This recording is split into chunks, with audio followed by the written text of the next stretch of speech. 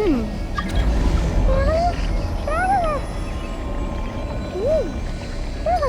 there's a kitty over there. What's up with you today? You feeling okay? We've been traveling all over lately, so maybe you've come down with something. That's it. We're getting Baiju to check you over.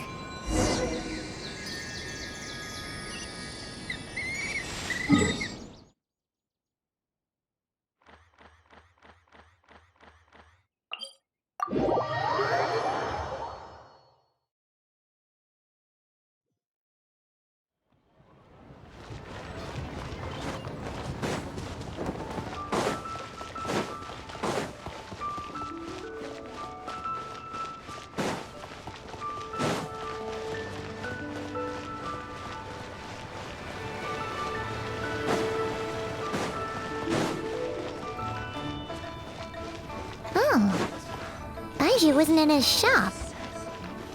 Oh, you're looking for Dr. Baiju. He's resting today, but he said to send any patients to the back room. Ah, okay. Thanks. We'll head on through.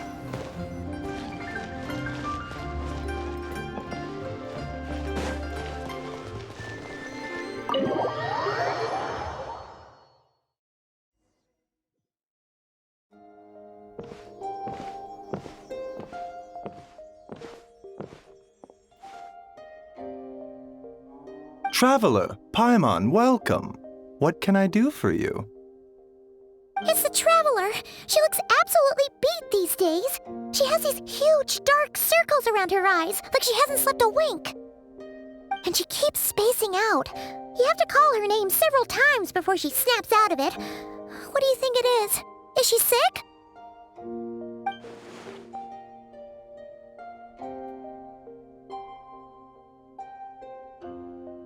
Very peculiar.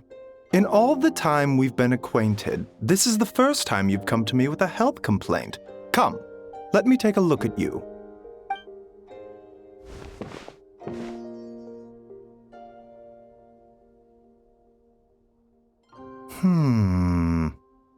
Okay, Paimon does not like that expression, Baiju. It's not serious, is it? Complexion is good, eyes are clear, breathing is steady, pulse is strong.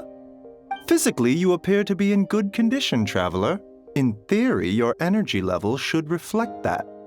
You should be feeling right as rain. Hence my concern. A clean bill of health is usually a good thing, but in this case, it likely means your situation is more complicated. Physical illnesses come with detectable symptoms that can be used to diagnose, medicate, and cure the condition. But afflictions of a non-physical nature, they fall outside a doctor's realm of expertise. Huh? What do you mean, non-physical nature? Curses, dark magic, it's hard to say. It could just as easily be a simple case of mental fatigue. Why don't you rest here for a bit? Whatever it is we're dealing with, clues to your condition are sure to reveal themselves in time. Once we know the root cause, we can administer the right treatment.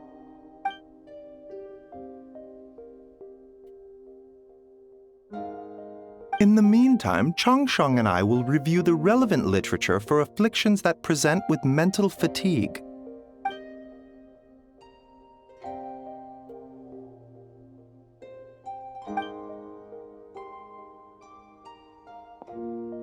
Oh, must be a rare condition if not even Baiju and Changsheng have seen it before. Well, all we can do is take their advice. You look like you're about to collapse anyway. Just get some rest. Paimon will be right here by your side. Fingers crossed you'll be all better when you wake up.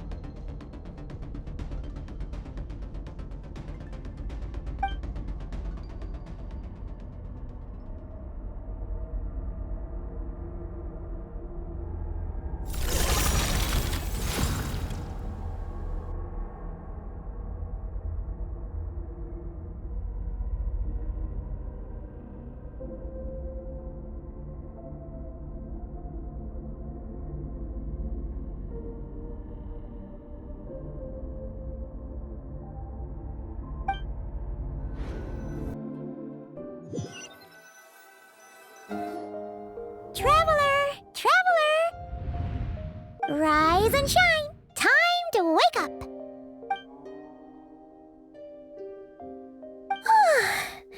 For once, you're making Paimon look like an early riser. It's already afternoon. Hopefully all that sleep did you some good. Feeling any better? A cut? What? Did you scratch yourself in your sleep? All right, let Paimon take a look.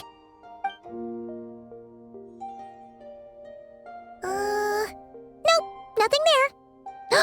Wait, did you have a nightmare? Okay, don't panic. Paimon heard that dreams tell us what we need by showing us the opposite. So, if you had a nightmare, maybe all you need is something to cheer you up. Come on, Paimon will treat you to something yummy.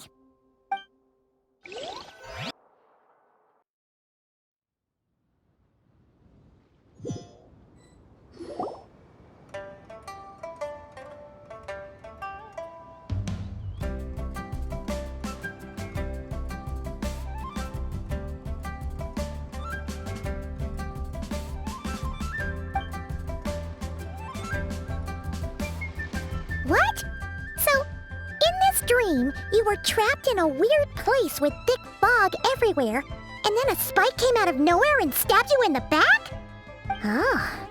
Okay, well, that's a new one. Are you sure it was a dream? 'Cause from the way you describe it, it sounds like you were really there. But then again, you woke up right where you went to bed. And you were definitely in a deep sleep this morning.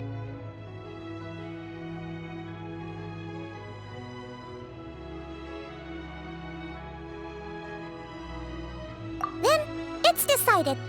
Paimon will stay up and watch over you tonight. If anyone tries to mess with you, Paimon will beat him up. Or, wake you up first and then we can beat him up together.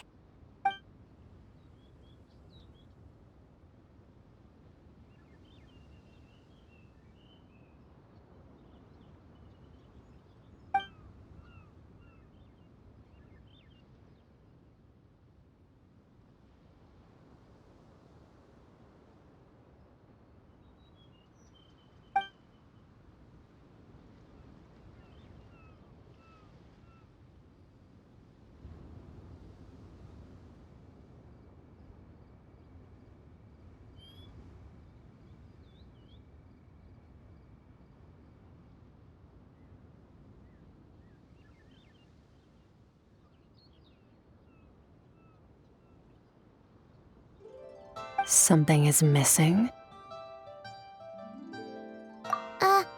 Did you just say something? The flesh remains whole, but the soul is incomplete. Left unresolved, the mind will wither away along with it. Ah! What the? Wait! Paimon remembers you! Your child's master! Skirk?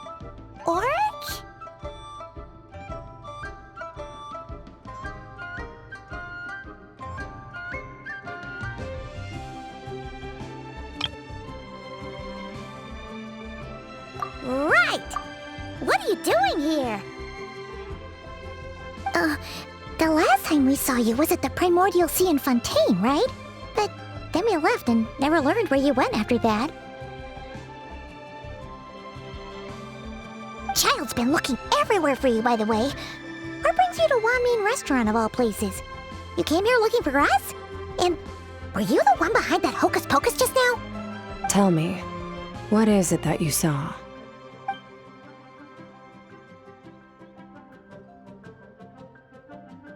Tight-lipped, huh? I suppose that's fair.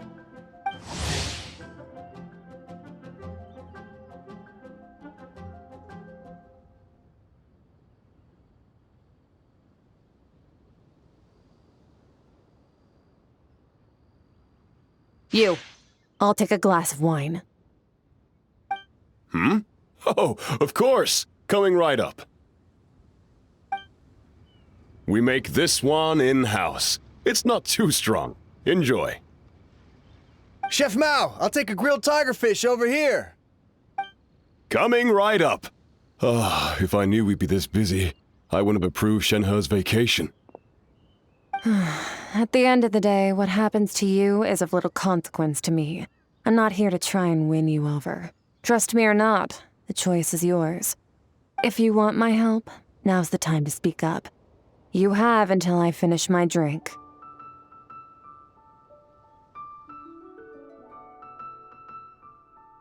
I was investigating an abyssal disturbance in the area and happened to notice you.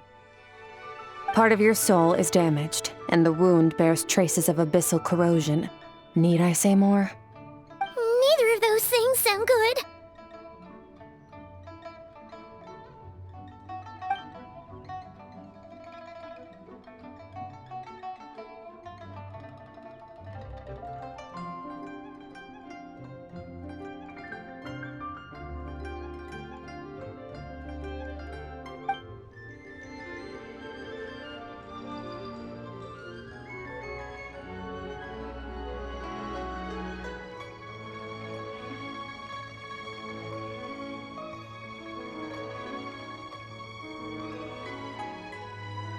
Well, should we trust her?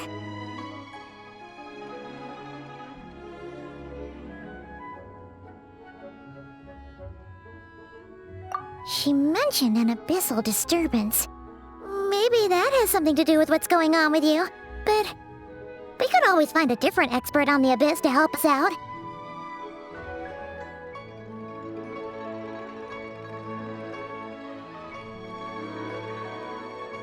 Yeah, and that thing she said about your soul being damaged is scaring, Paimon.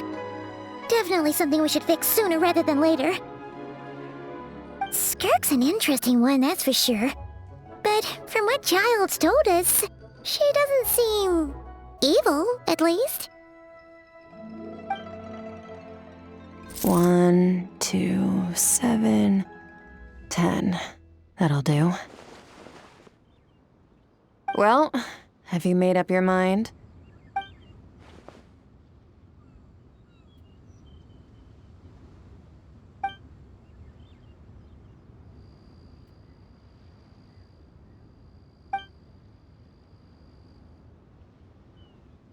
So that's all we know, Miss Skirk.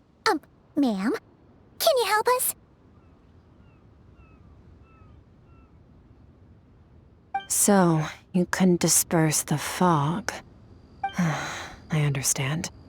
Come find me in the Guili Plains when you're done here. Oh, and I left cash for the drink on the table. Settle the bill for me, will you? Oh, okay. Huh? She disappeared!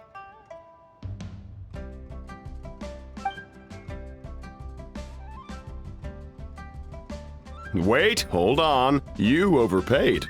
Here's your change. Oh, no. This includes the drink, so it should be the right amount. I didn't think you two ordered a drink. We didn't. It was that lady who came and sat with us, remember? You brought it out to her yourself. You sure? I could have sworn there were only 2 of you at that table. What? What'd you put in their dish, Chef Mao? Some kind of hallucinogenic mushroom? You got them seeing things. Seeing things? Wait, so neither of you noticed her? Young lady? About this tall, wearing a purple dress? She ordered a glass of wine!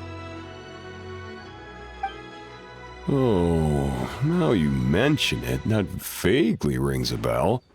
And it looks like I did open the wine jar, so it must have just slipped my mind. In any case, that settles your bill. Come again soon.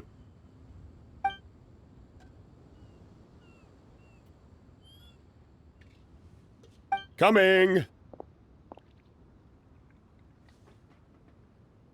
Okay, what was going on there? It's like they didn't remember Skirk being there at all. Even Paimon was half convinced we hallucinated the whole thing. But that Mora she left for us was definitely real. Oh, this whole situation is giving Paimon the creeps. But anyway, she told us to head to the Guili Plains, right? Let's not keep her waiting.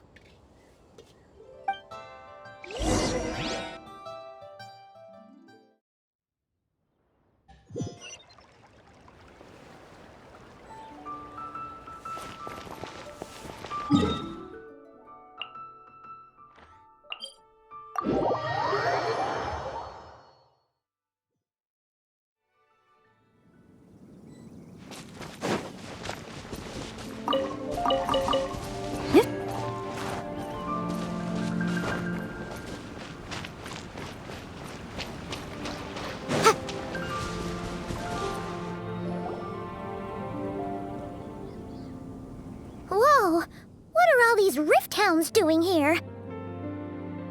Huh. Looks like they're collecting something. Huh. Let's go check it out.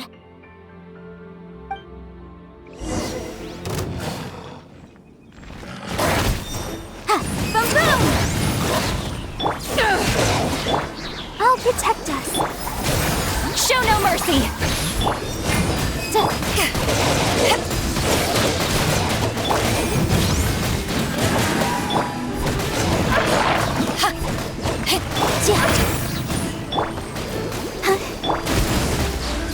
Incinerate!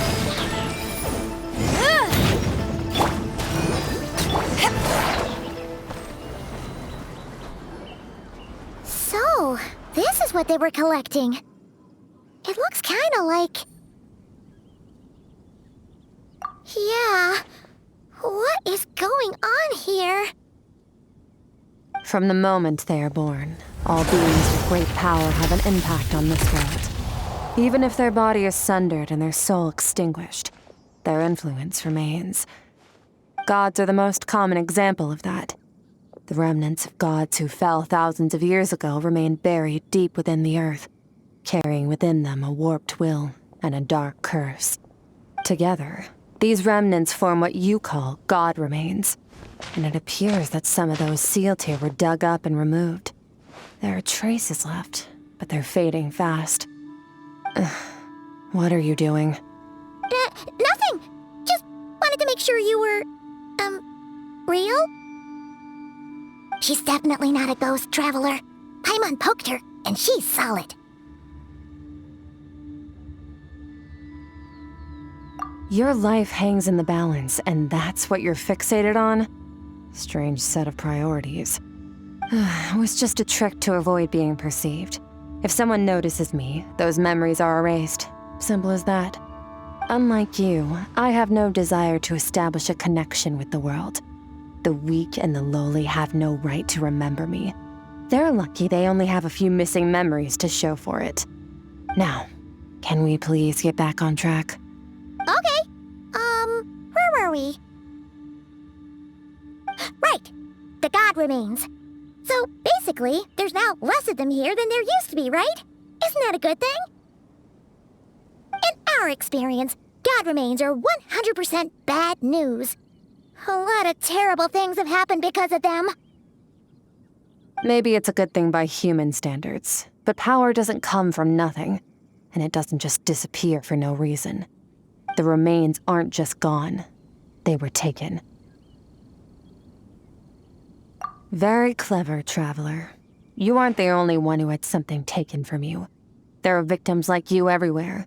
The only difference being, you can speak, and the remains cannot, so it went unnoticed. Something similar happened in Sumeru. Within the span of one night, countless consecrated beasts were slaughtered, and a large amount of the god remains buried in the desert went missing. Of course, god remains are just one of the targets. The culprit is chipping away at sources of power all over this world, including the Stella Fortuna above. Wait, you mean... the stars? 42 of them have died out in the past few months alone. In Conria, people believed that powerful individuals have corresponding Stella Fortuna.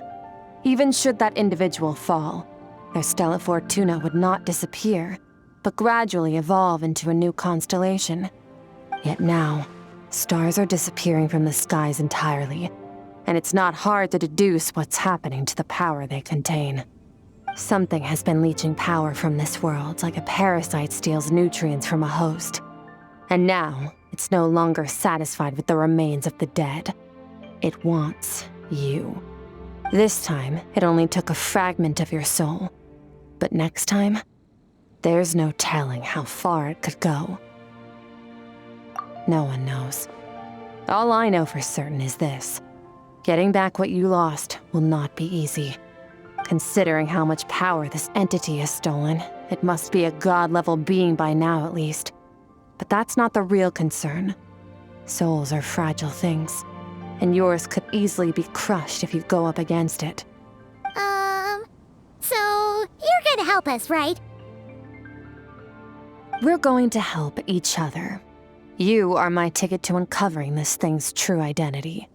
Well, great! You seem super strong and you know a lot about the Abyss, so Paimon will take it. Don't get all mushy on me. All I'm doing is helping you get back to normal after a sudden crisis.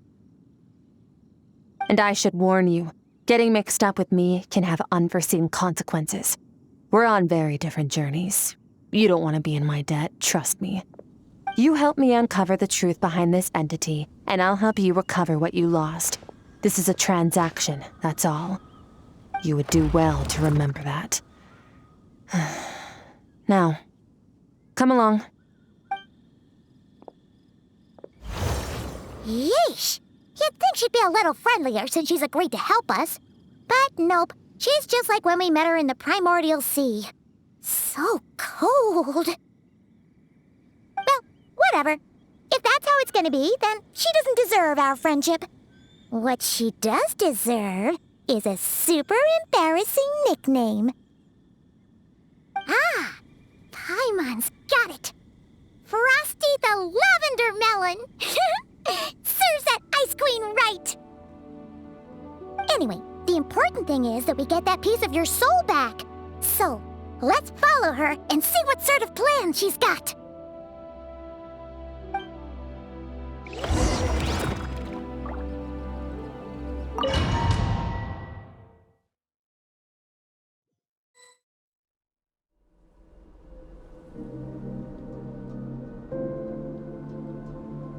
Whoa! This place is way bigger than Paimon expected. Where are we? This is where I live. I suppose it's the closest thing I have to a home here. It is. I brought you here because time flows differently in this place. I don't know how much Ajax has told you, but when he fell into this space, I mentored him for 3 months. In that time, only 3 days passed in the outside world. Ajax? Oh, right! That's Child's real name! Yeah, Paimon remembers him mentioning something like that. So, a month here is equivalent to 1 day in the outside world? That should mean we're safe from that power-hungry soul snatcher for now, right? Yes, well, I didn't bring you here just to show you around. In the outside world, the Traveler could be attacked at any moment. But coming here has bought us quite a bit of time. Now, we just need to figure out how to investigate that place you saw. The one full of fog. Both your description and the abyssal disturbance I felt point to that space having some connection to the Abyss. It could even be a domain similar to this one. The thief who stole that fragment of your soul is hiding there. But the Abyss is a chaotic and turbulent place. If we want to pinpoint their location, we need to see what that space looks like without the fog. Abyssal power can grant a special form of sight. Have you ever wielded abyssal power before? Okay. Do you plan to learn?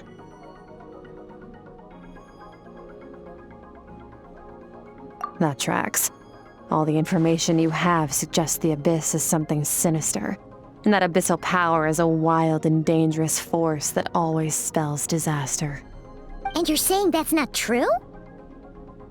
Depends on your perspective. Floods and hurricanes take countless lives too. But if one day you gain the power to control them, what was once a calamity is now just another tool in your arsenal. I'll respect your opinion, though. Just means we have to turn to the second best option. A little abyss crystal that contains my power. Wear it on your head, and we'll be able to perform dream mirroring when we fall asleep. Dream mirroring?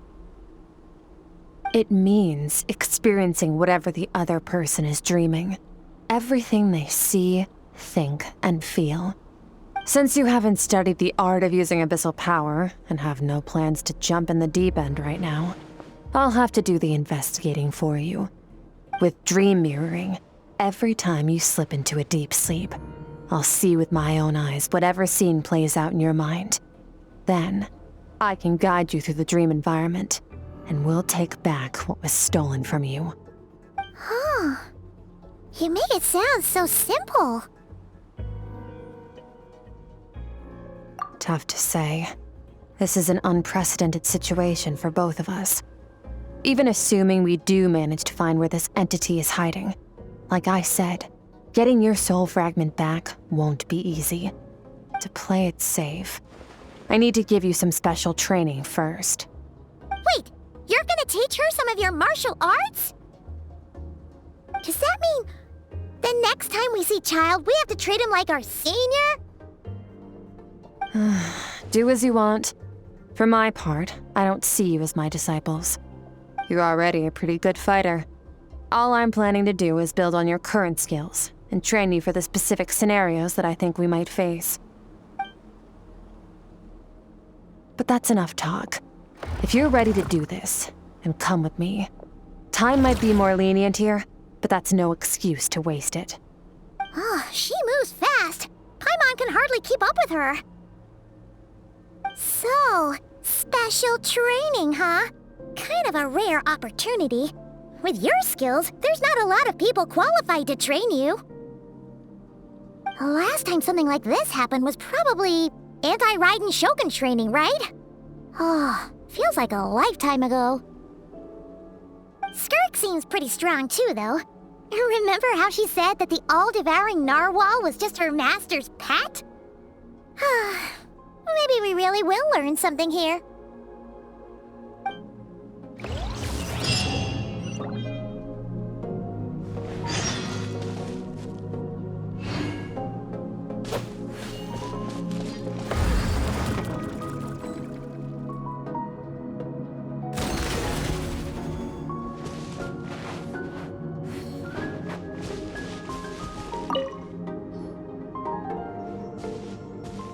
Ready? Bring it on! Your training will be split into 3 stages. Testing your blade work, elemental abilities, and reasoning skills. We'll start with blade work. You're no rookie in this area, so I won't bore you with the basics. During your long journey, you've no doubt sparred with a lot of talented sword fighters. Consciously or not, you will have picked up all kinds of techniques from them. You bet! There's Kaya, Master Jean, Kuching. Oh, and Kazuha, Ayaka. Yeah, we've met sword masters like you in every nation we've been through. You sparred with a bunch of them too, right? Nice to know it's all gonna come in handy now. Don't get too smug. In sword fighting, techniques alone are not enough. You need a cohesive system to bring it all together. A style or school of fighting. To use the human body as an analogy, your style is your skeleton, the foundation, the framework. Techniques are the muscles and other flesh attached to the bones. This is where your strength comes from. Improving your sword fighting is like growing that body. If your frame got bigger and taller, but you didn't add any muscle mass, you'd be weak and flimsy. Then again, if you packed on pounds of flesh without a big enough frame to support it, you'd end up bloated and unwieldy. You need to do some introspection. Take a good, hard look at your past experiences and figure out which parts of what you've learned are just techniques, and which parts can be used to form your own system of blade work. Only then will you get the full utility out of all your thoughts and observations along the way. Only then will every strike you deliver make perfect sense. Wait, is that it? Paimon thought you were gonna teach her some cool new moves. Like when you went swoosh and opened a tunnel to another place. One day, you'll reach a new level of power where you realize that even that's as basic a trick as any other. But right now, our sword styles are so wildly different that teaching you mere techniques is pointless.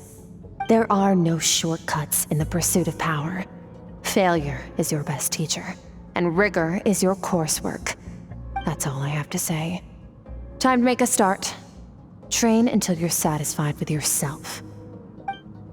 Now focus. Destroy the crystal columns as swiftly as you can. Lightning slash!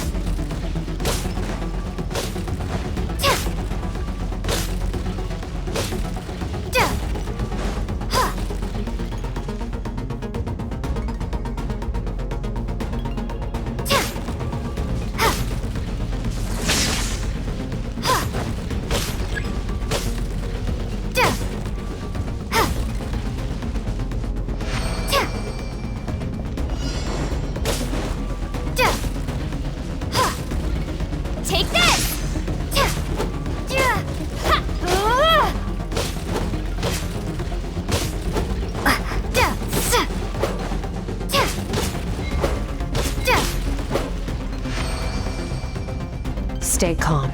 Use your head. You have to keep it together.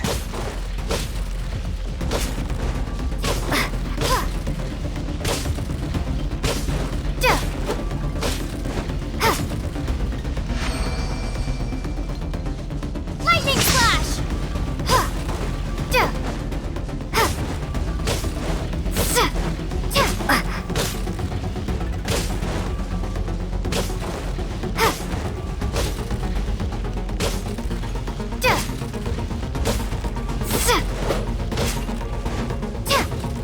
Take this!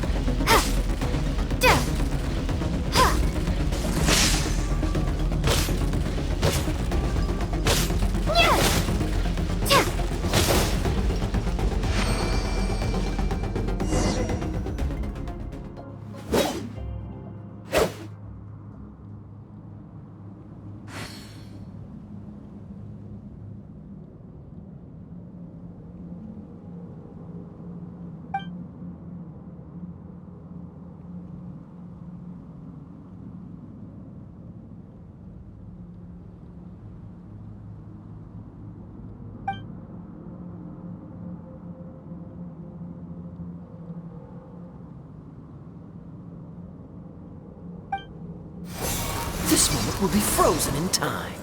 Cut to the chase! Consider a moment of true mastery that you've witnessed in another person, and ask yourself, what lies beneath the surface? What's their guiding philosophy? What's their state of mind as they maneuver their weapon? Now take that and practice it right away with speed, skill, and strength, over and over, until your hand is one with your mind. This is the only path to true growth. Step on up! Dance with the waves!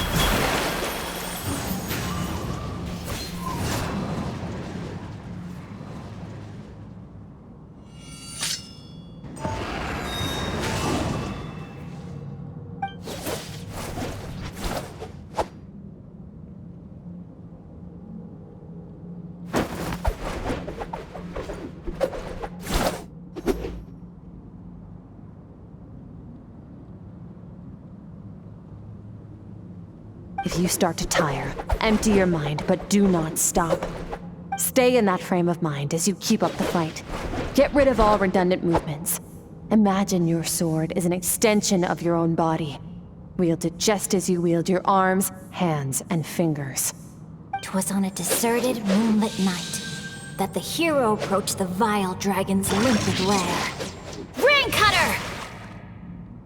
Feathers fleeting wet, the white heron treads water, a sight without flaw.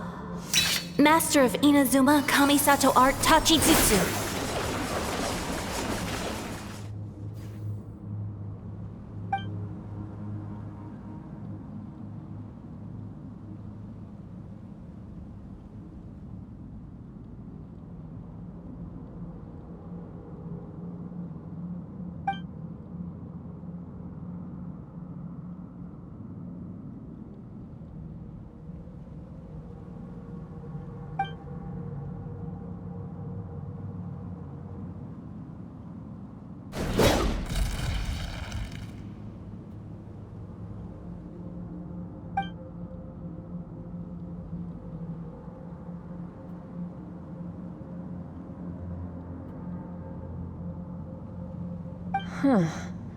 Looks like you've made some real progress. That concludes your training session. Awesome! Paimon knew you could do it! How do you feel?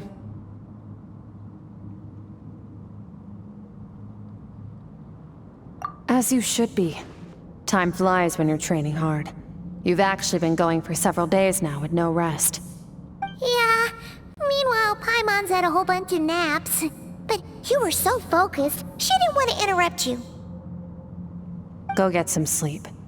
I'll be doing the same very soon. Let's hope you see that foggy place in your dream, so I can get this investigation over and done with.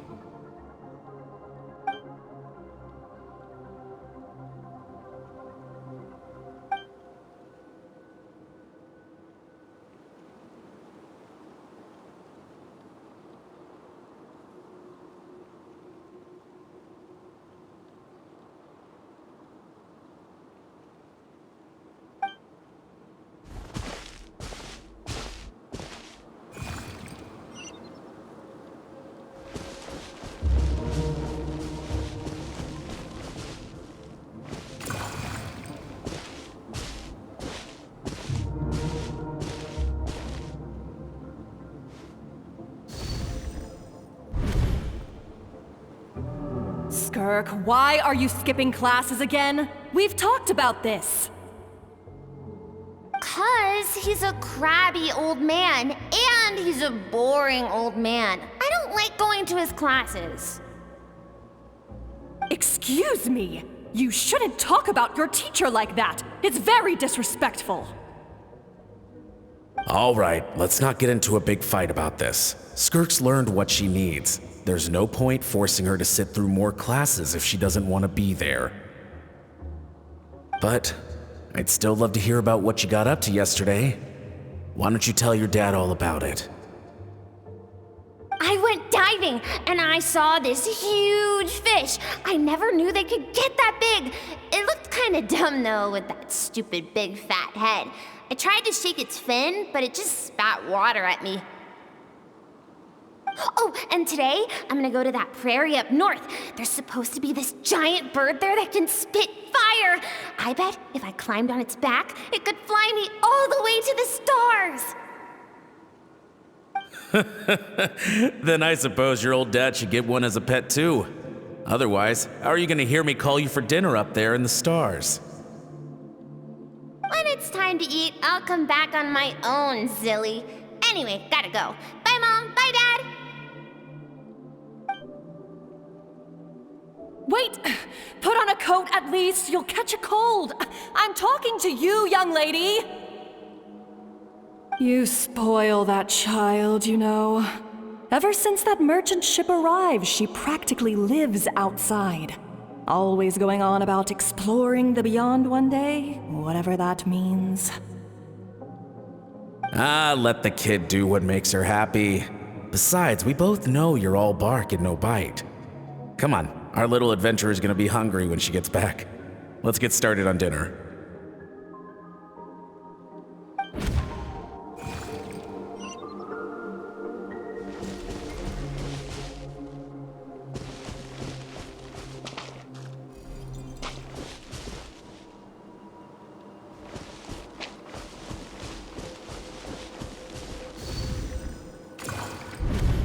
The stars shimmer high above. But what lies beyond the stars? Mountains as far as the eye can see? An endless snowy plain? Or maybe buildings taller than the sky, like the people from the merchant ship said? I can't be the only one asking these questions. The universe is fascinating. If only I could meet some other people like me. We could set sail together and explore every corner of the world. I'm sick of being a kid. There's so many amazing things out there, and I'm ready to see them all. But for now, I'm starving. Better get back.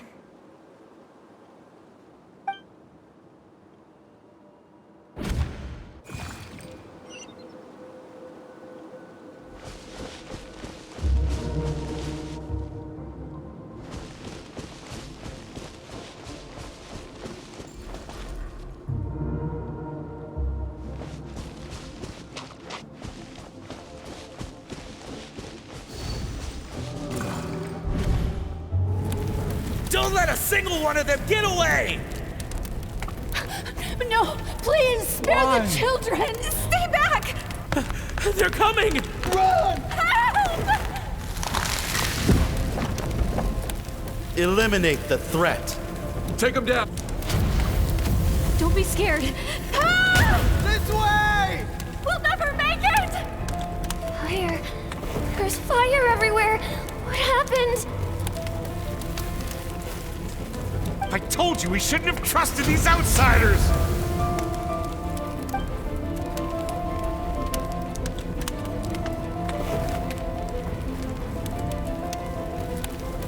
Why are you doing this? What did we do to deserve this? We welcomed you with our finest food and drink, showed you the best our home has to offer, gifted you cloth dyed by our own hands. And this is how you treat us? Run! Save yourselves! Captain, Zone 3 is clear and we have Zone 2 surrounded. Begin extermination. Remember the orders from upper command. No one is to be left alive. Rest assured, sir. We have enough munitions to annihilate these savages and burn their entire civilization to the ground. Good.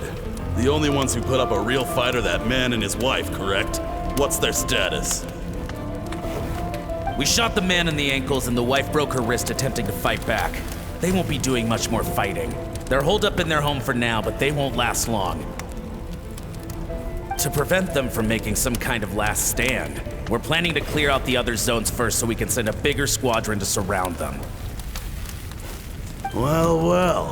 Turns out some of these beasts do know how to use their claws. Now the threat these savages pose will be undeniable. Let them cling to what's left of their lives for a little longer. Once the other zones are cleared, I'll cut off their heads myself.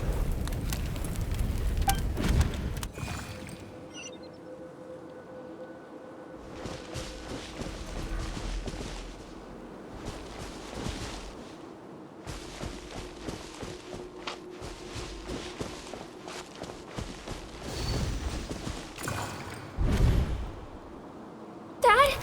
Mom? Skirk, you're all right? Thank heavens. I'm so happy to see you, sweet girl. But you need to go. It isn't safe here. They'll be back any second. What happened? You're bleeding a lot. Dad? Mom?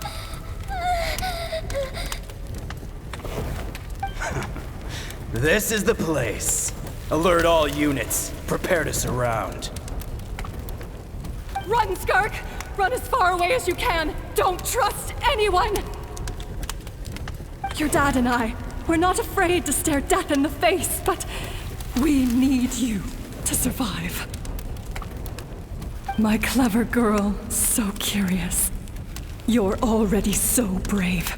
I know you're going to grow up to be such a positive light in this world.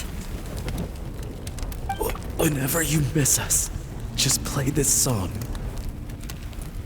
Remember, life is a gift. Don't let darkness claim it. Break down the door! Look what we have here. A savage that can pluck a tune. Well, the show's over.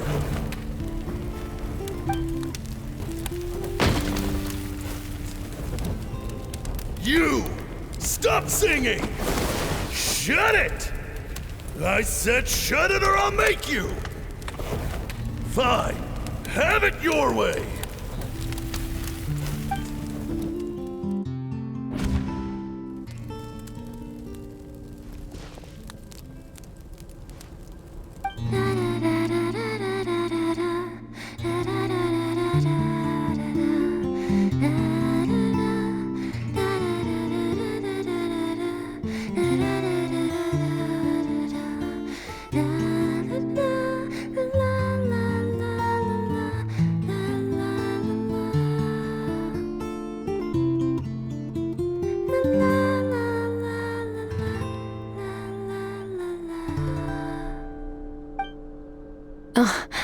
You're awake? I found a few clues while you were asleep, but it's only a start. Now, time for the second stage of your training. This time, the focus is elemental energy. Come find me when you're ready to begin.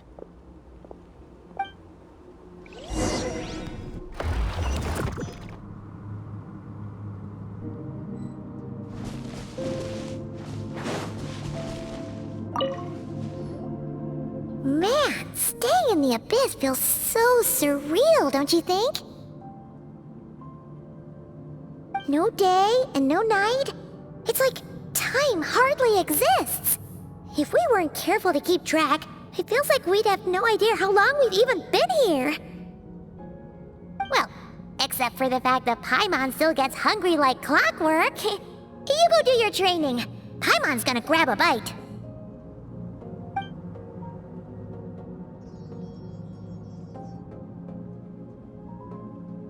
The way I see it, the pursuit of power is divided into 3 stages. The first is mastering the use of standard weapons. Next is learning how to harness natural energy. And after that, you're free to challenge even higher dimensions. The natural energy of Teyvat is, of course, elemental energy. But that's not my area of expertise. I draw from a different source of power. Abyssal power, yes. Also known as the power of the Void Realm. My master, Sertologi, is a true expert in that area. After all, he was one of the group of 5 that infamously stole the all-encompassing power of the Abyss, an act for which the people of Conria gave them the epithet, the 5 Sinners. The elemental energy of Teyvat, on the other hand, is derived from the power of the Light Realm. These 2 forms of energy exist in direct opposition to each other. Suffice to say, there's not much I can teach you this time. A keen observation, traveler. Call it respecting local norms. The Abyss stands in direct conflict with the will of this world. So, to make my life easier, I disguise my power to make it appear cryo-like in nature. It's a technique I learned from some Conrian ruins, known as the 7 Shifting Serpent. If you ever change your mind about delving into abyssal power, I can teach it to you.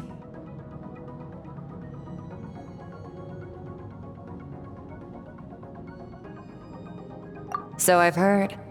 You seem to have a knack for removing abyssal power.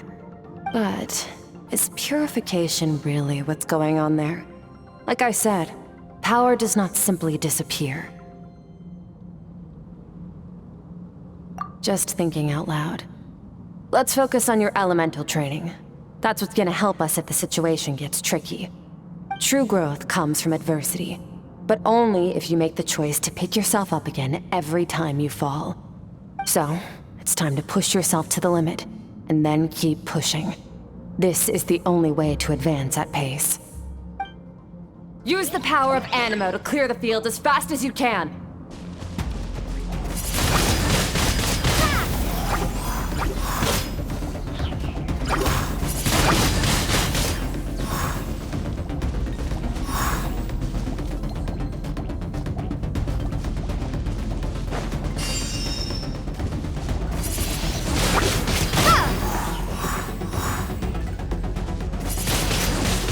Windblade!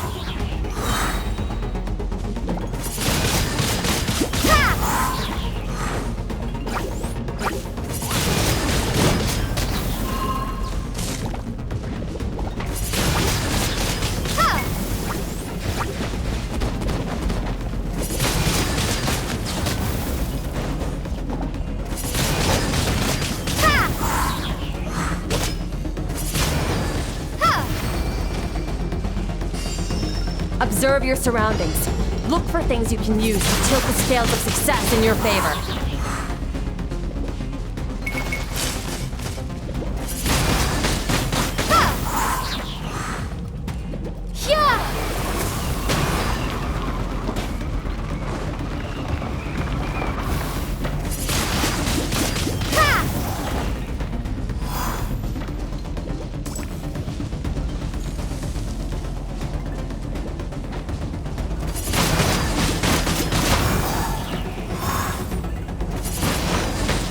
Windblade!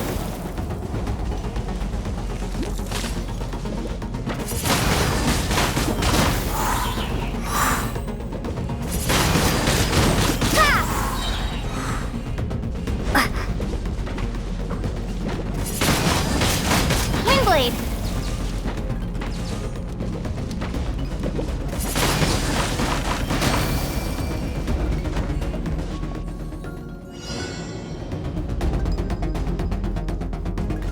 Use the power of Hydro to destroy the spikes.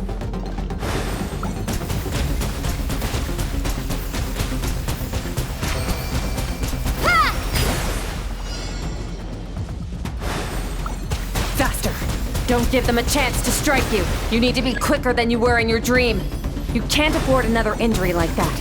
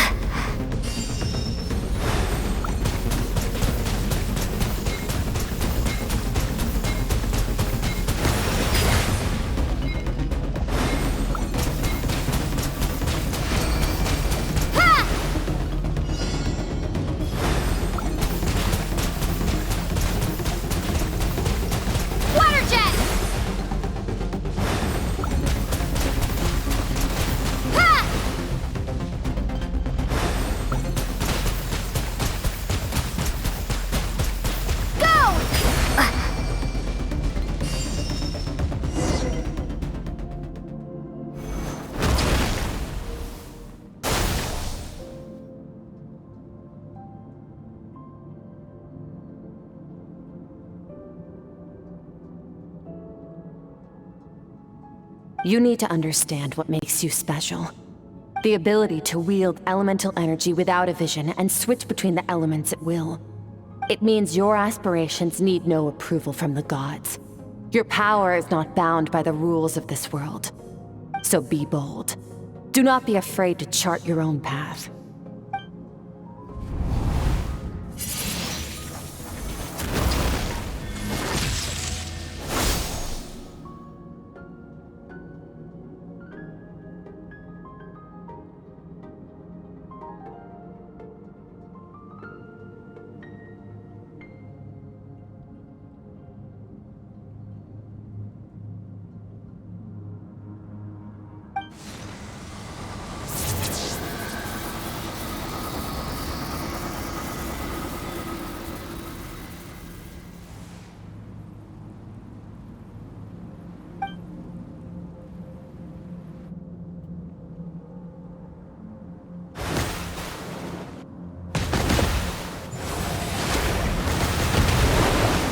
Very good.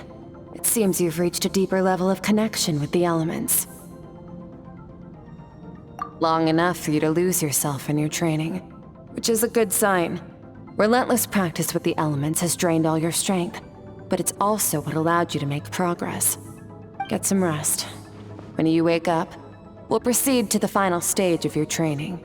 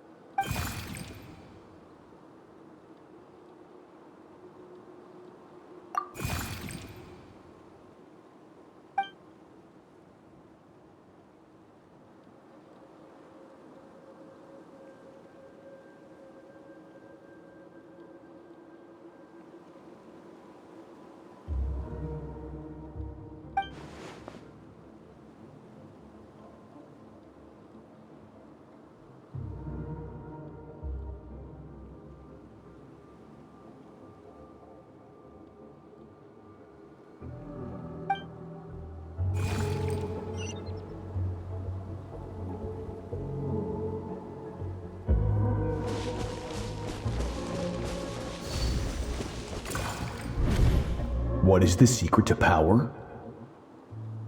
Longing, hatred, self-preservation.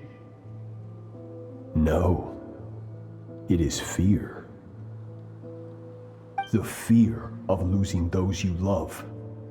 The fear of watching your home burn. Fear of loneliness. Fear of death. Fear is the source of evolution.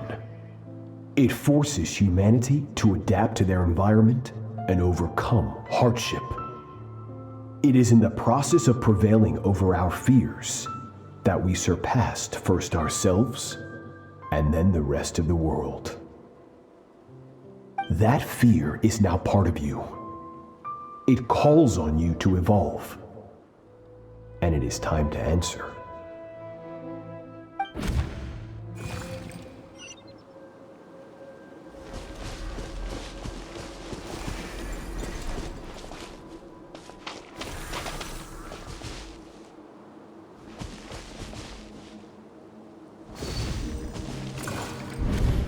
Any minute spent missing home is a minute wasted. Practice your sword work instead. Do not make me tell you twice. But, Master, I can barely lift the sword anymore. If I keep going, I feel like my wrist is going to break. So it has not broken yet. Then pick up your sword and keep practicing until it breaks. I want to hear the cracking and splintering of bone. After all, bones can always be reset.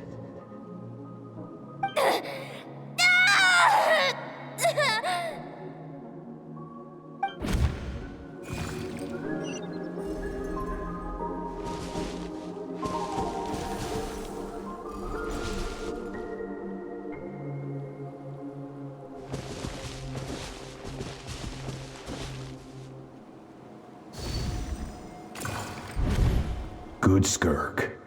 Once again, you survived. How do you feel? Cold and pain. These are signs that you are adapting to the abyss. Each time the flesh is torn and the spirit crushed, each time you claw back from the brink of death, you become stronger. I now understand why these people sought to destroy your homeland. Your potential goes beyond even what I could have anticipated.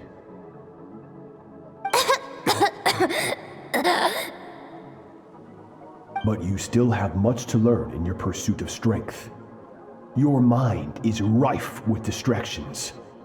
From now on, I shall show no mercy in your training. You must learn to shut out all the pointless emotion, crush the self that makes you weak, and become master over your physical form. Get up, Skirk. Wipe the blood off your face. Cut away the rotten parts of your flesh, and mend what is broken. Then take up your sword.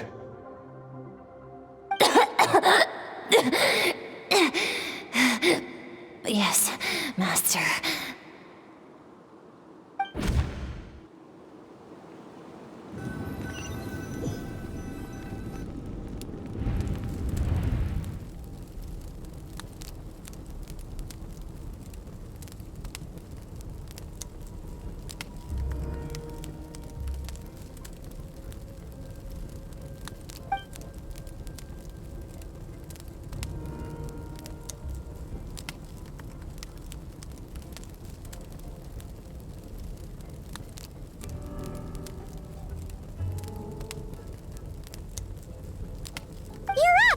Hopefully you got some good rest.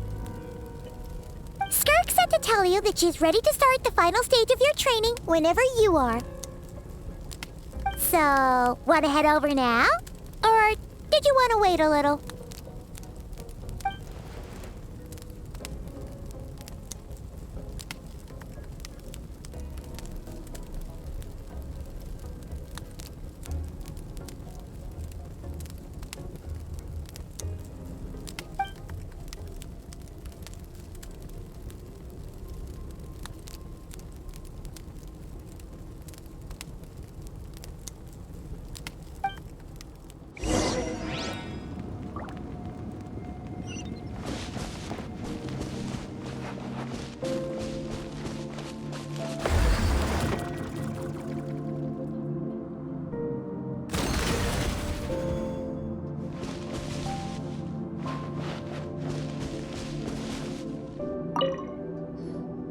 From your training so far, you have gained better command of the sword, and more control over your elemental abilities.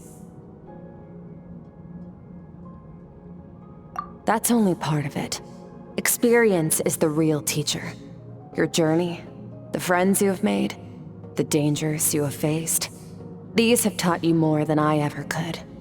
Now, it's time to focus on how you react under pressure. You must be able to think rationally, even in unpredictable combat situations. To simulate this, I'm going to attack, and you're going to block. Ready?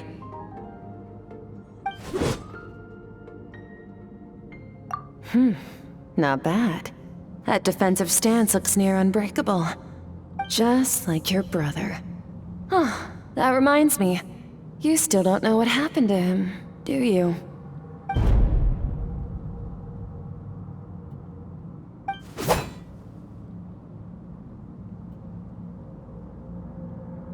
Hey, no fair! That's cheating! You think every opponent has the same moral code as you? You can denounce their deplorable methods all you want, but only if you live to tell the tale. The dead don't get to complain. Strong emotions will always arise in combat. Anxiety, anger, fear. But a true warrior is never at their whim. Only when you are free from the influence of emotion can you make the right choice, no matter the situation. How amusing. Almost sounds like you think you know me. But you don't. You can choose your own path. We are not the same. Let's begin. Try to use reason over emotion. Make the most rational and advantageous decision in any given moment. This is your final training session. Look alive. Same drill as before, but this time I'm going to interfere. Hold your focus.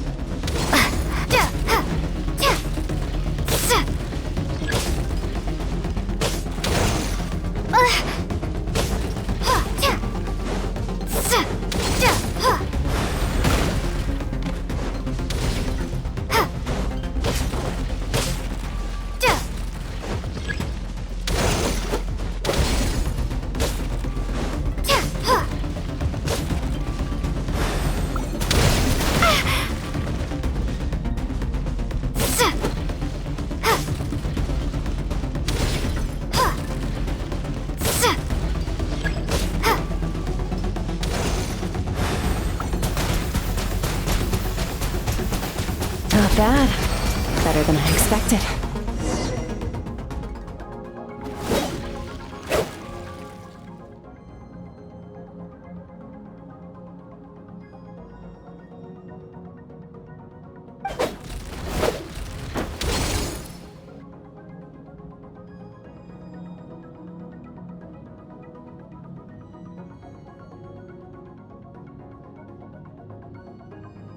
You're getting the hang of it. The first step to controlling your emotions is controlling your mind. You want a unified train of thought. It all comes down to focus.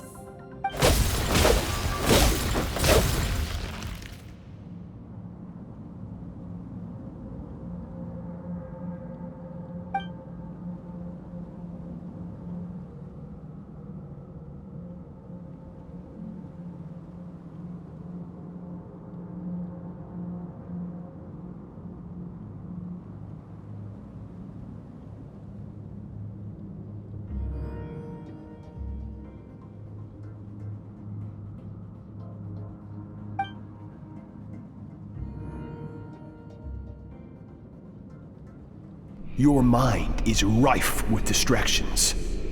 From now on, I shall show no mercy in your training. You must learn to shut out all the pointless emotion, crush the self that makes you weak, and become master over your physical form.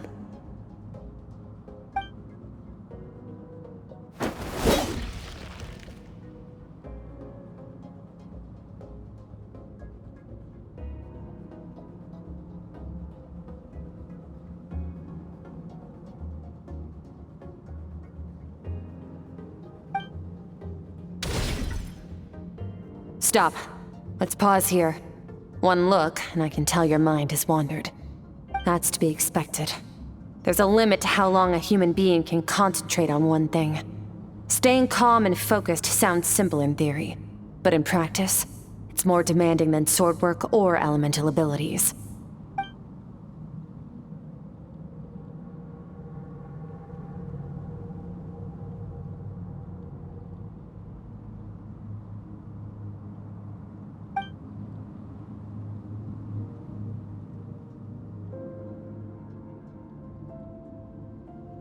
Get some rest.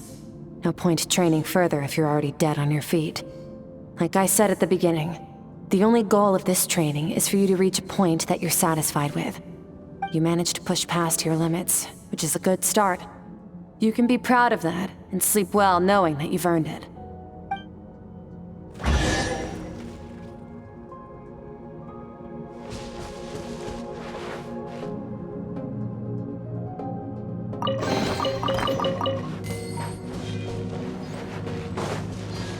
Take this! Warriors will train day and night to perfect their skills. But when the battle comes, their fate may be decided in a matter of minutes. One mistake, one moment of hesitation, and just like that, all their blood, sweat, and tears were for nothing. You need to push yourself to perfection, or you might not even live to regret it.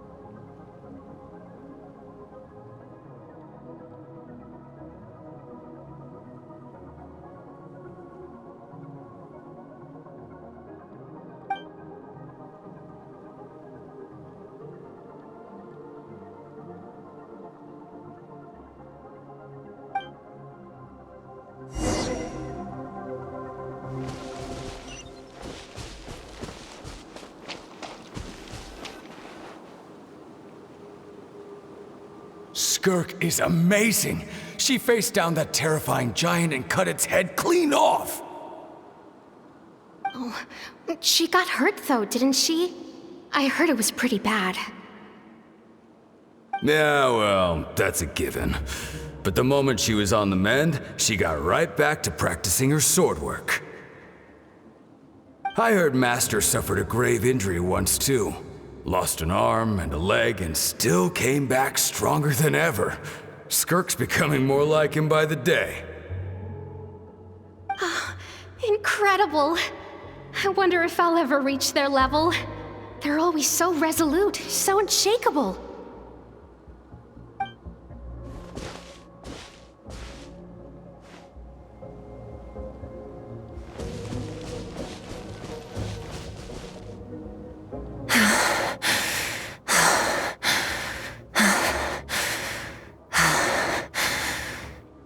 Pathetic. You're not even trying. You're so much weaker than you think. Skirk, have you become a positive light in this world?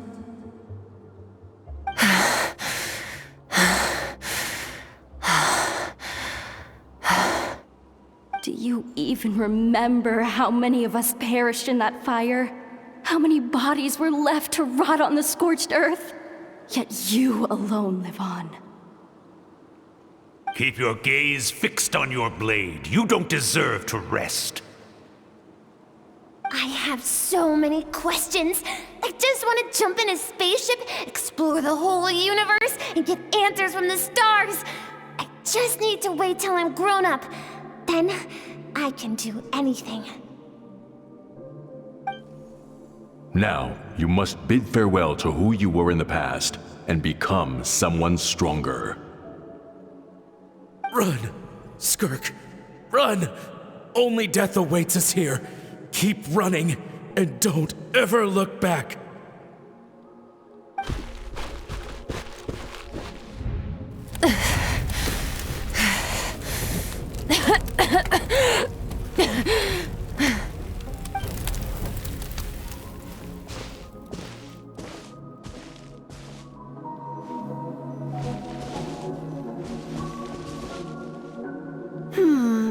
Let's see here.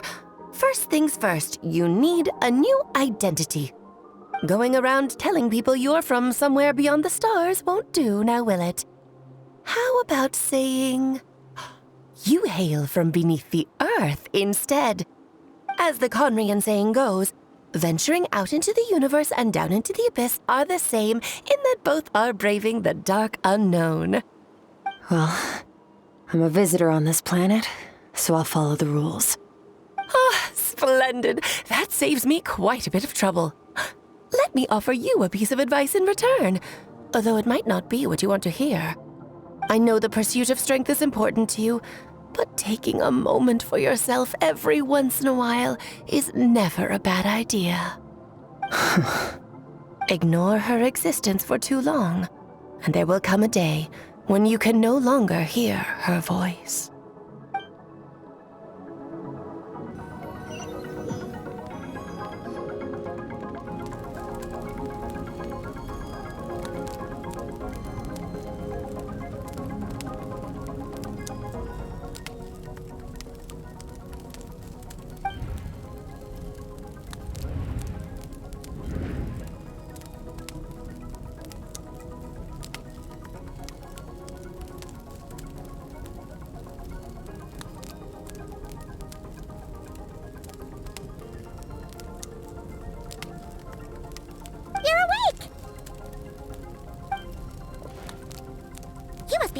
Right?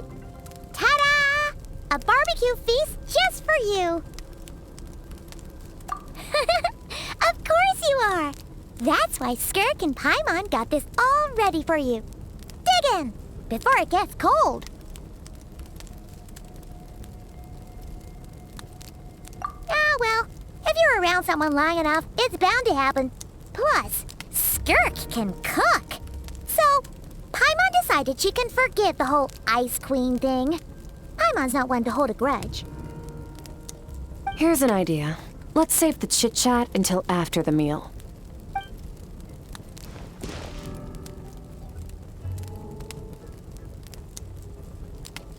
Ugh, so full. Okay, it's Paimon's turn to sleep now. Wake her up when it's time to go.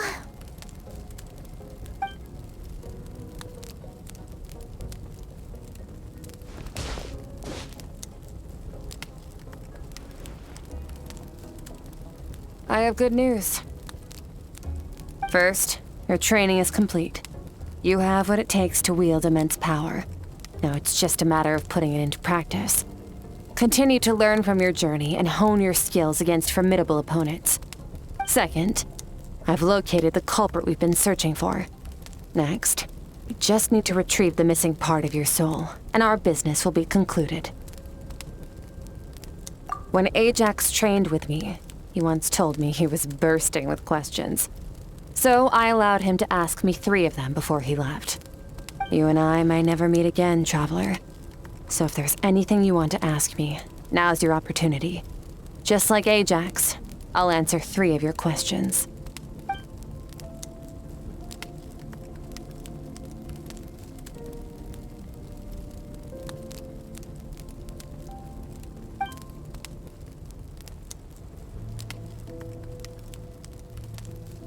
Okay, not the angle I was expecting.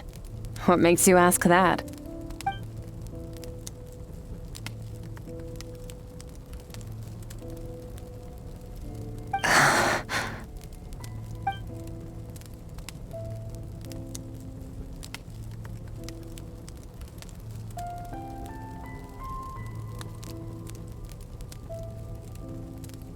I knew that was a possible side effect. closed off my mind to you for that exact reason. Even with the dream mirroring, you should have seen nothing but endless darkness.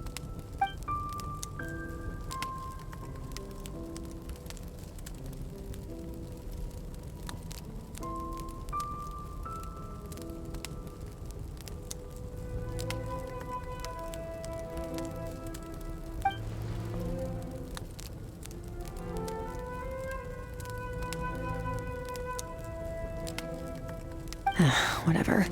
Must have been a flaw in my execution.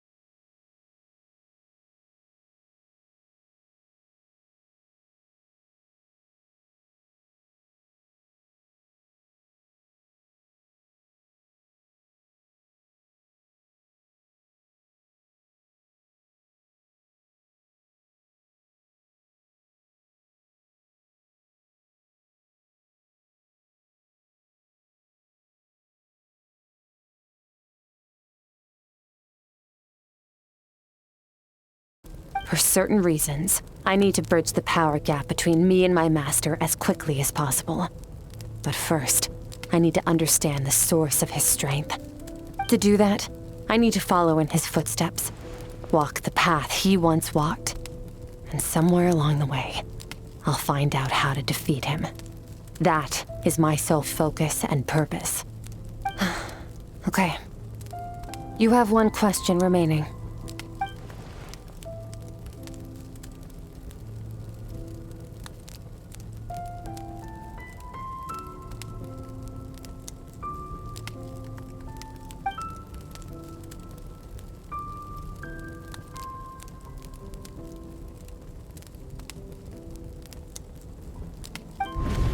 You make it sound so easy.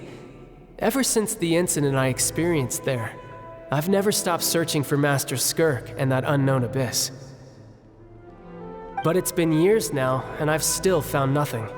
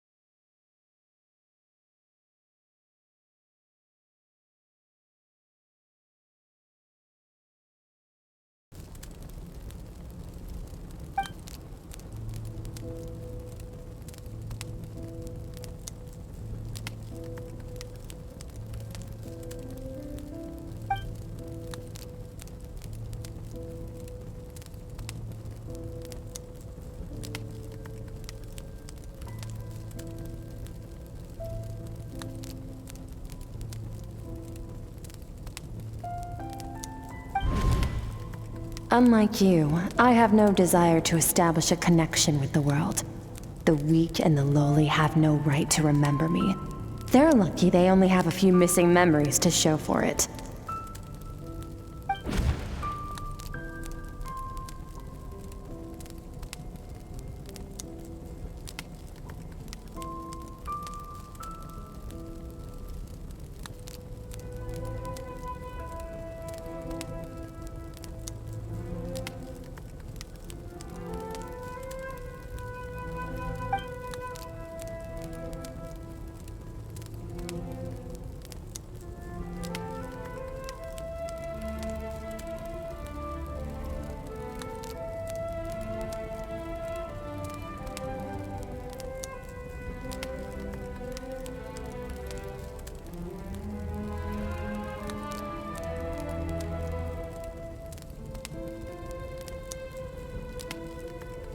Wake up your companion. It's time to go. Oh, and everything I just told you. Best keep it a secret from her as well.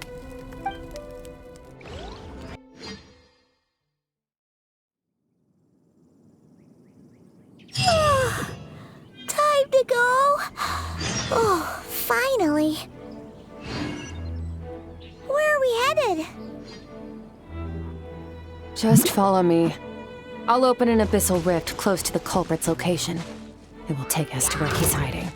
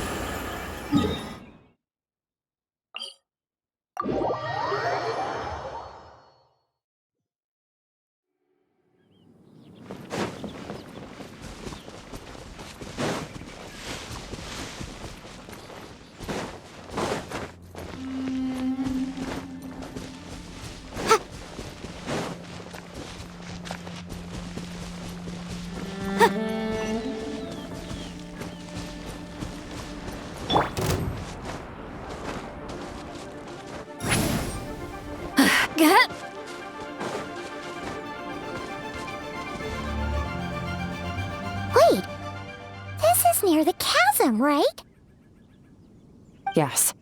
If we enter from here, we'll be able to reach that place from your dream. You have some experience with abyssal domains by now, but still, this is someone else's territory. Best to proceed with caution. Don't worry, Paimon's an expert at hiding behind other people for safety. Oh, but, that means you need to stay safe, traveler. All right. Remember your training. Time to put it to use.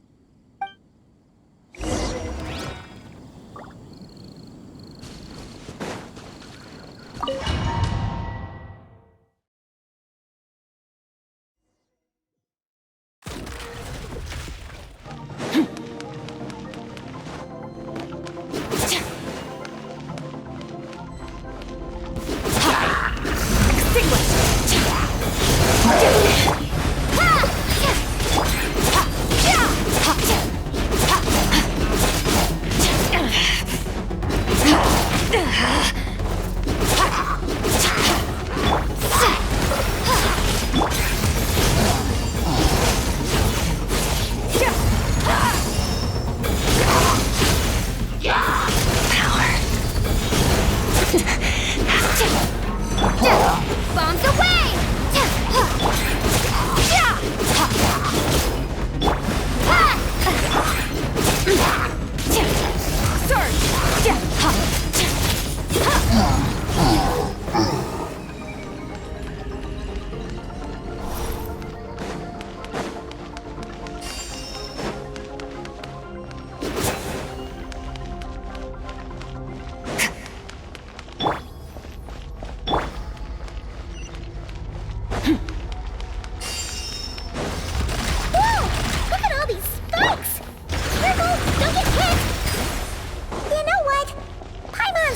Float behind you. Come on, you got this.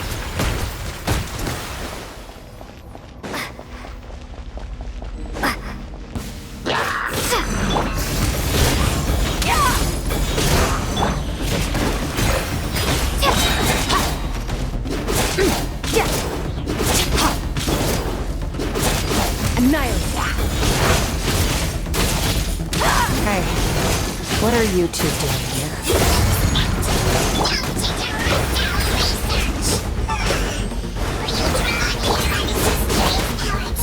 Dusty, like an abandoned house.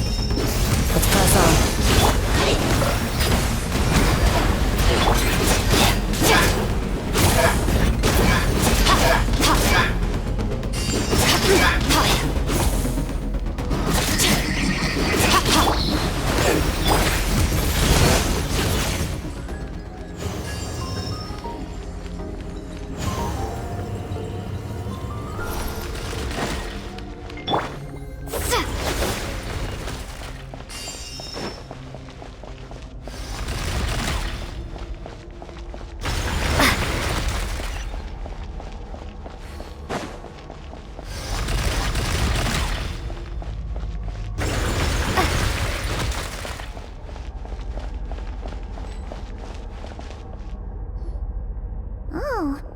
Looks like this is a dead end.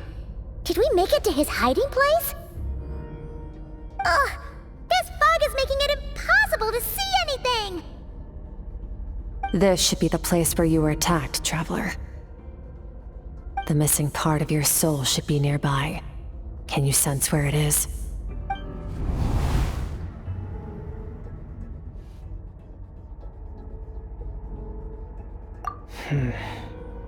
Our opponent must have covered his tracks just in case. Otherwise, you should have sensed it much more strongly. Hold on! Look! The spikes are back! Stay calm. Let's hold back a little. Give our enemy some wiggle room so we can see what we're dealing with. If you're too reckless, we might be playing right into his hands. Our enemy took part of your soul for a reason. It's likely he integrated it into his attack somehow. If we're smart about this, we can track it down.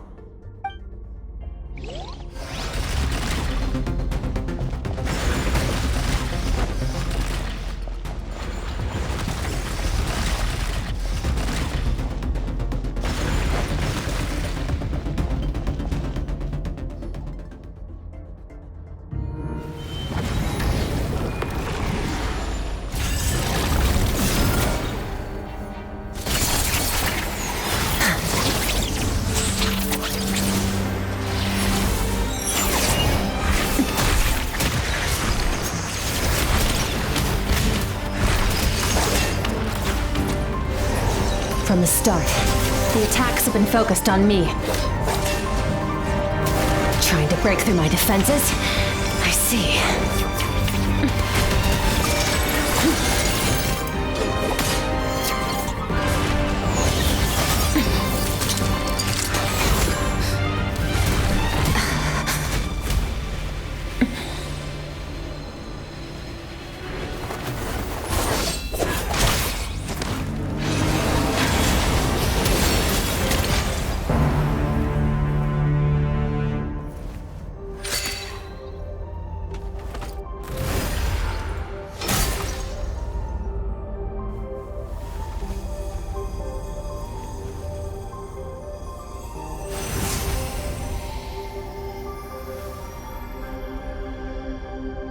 There. I got it back. Traveler! Skirk! What happened? It looked like Skirk just got...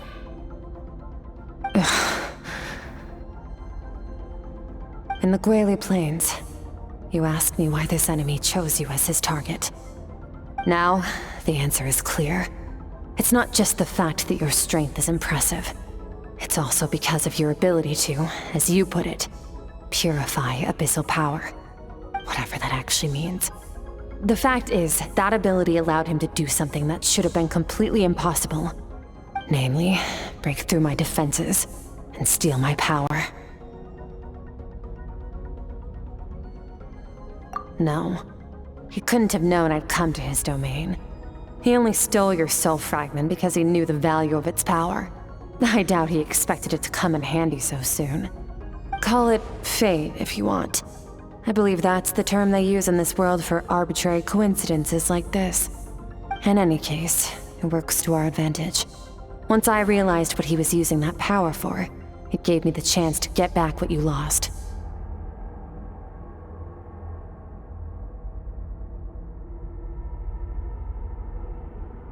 I'll cope. Well, done gorging? Good. Time to answer some questions. How did you get the power of the all-devouring narwhal? The all-devouring narwhal? Oh, of course! Paimon knew that spike thing looked familiar. It looks just like that narwhal's horn! I highly doubt you acquired that power through your own strength. Tell me I'm wrong. You're desperate enough to scour the land for god remains and whatever vestiges of power you can find. That alone proves you wouldn't be able to defeat a creature like that. Which leaves one possibility. You know my master, the Foul, Sertologi. The Foul? Who dares call him Foul? Sertologi.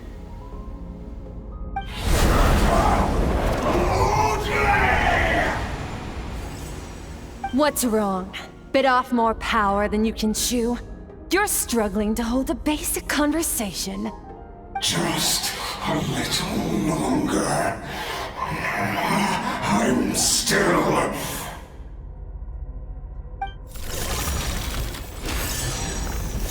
Look! It's back! Those obsessed with power will let it devour them before abandoning their pursuit. Keep calm and use reason to decide the best course of action.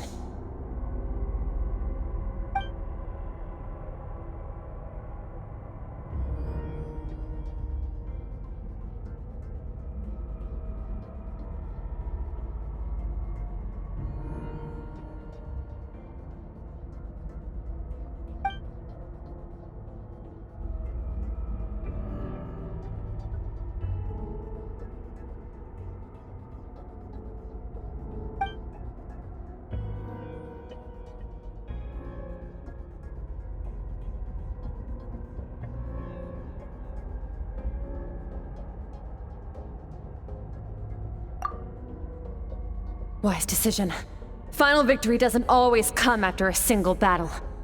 You've got your soul fragment back, so we both got what we came for. Let the enemy draw breath while he can. It won't be for long. Get us out of here, Traveler. You'll need to lead the way this time.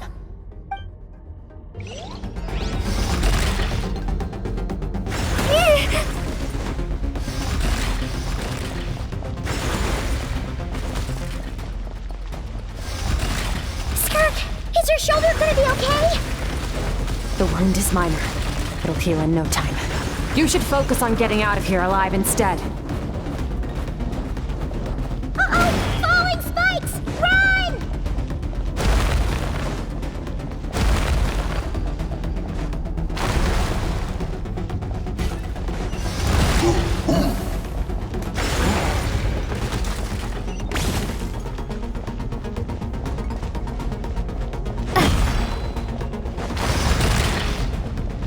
Watch out! Looks like this place is about to collapse!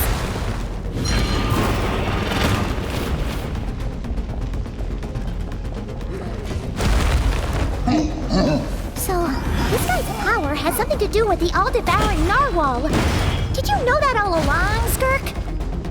I had my suspicions. That's why I decided to investigate in the first place. But suspicions only get you so far. I needed to verify it for myself.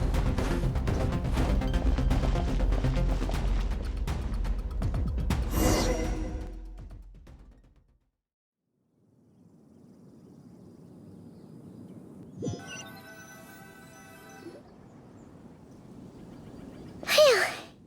Oh, I should be safe here, right? I no longer sense his presence. Can't have followed us out of that abyssal domain. Weaklings like him will find that my power is not so easily controlled. He won't be leaving that place until he's managed to digest it. You seem surprised. I suppose that's fair. You've seen but a fraction of what that whale is capable of. That gaping maw could swallow a planet whole. It's called the all-devouring narwhal for a reason. Devouring is what it does best. It can extract power from anything, dead or alive, as long as it manages to make physical contact. Yeah. When we had our run-in with that thing, Neverlet mentioned that it has an instinct to devour. Your dragon friend recognized the nature of its abilities and used the power of Hydro to protect you. That worked because it was in a satiated state, so it was somewhat less aggressive than usual. It's a different story when it has no more power to feed off of. That's when its true voracious nature kicks in. It could devour everything on the planet in that state, which is why I cast it into that void space. But I hadn't counted on there being anyone left on this planet capable of wielding its power. To me, that says he must have encountered the whale a long time ago. Meaning, he must have known my master. Exactly. It told me everything I needed to know. Hence why I said we both got what we came for. And I believe that brings our transaction to an end. Now that you're whole again, you can get back to your own journey. I'll handle the rest of this situation myself. No way! We can't leave now! Something was stolen from you because of us! We have to help you get it back! This isn't my first taste of failure or losing power. When you fall, you get back up again and become stronger. That's how it is. But what if that monster finds you before you're all better? Plus, how are you gonna get home? It's not like you can just go swoosh and open a door to the abyss again. Not without your full strength. So, sticking with us for the time being doesn't sound so bad, does it?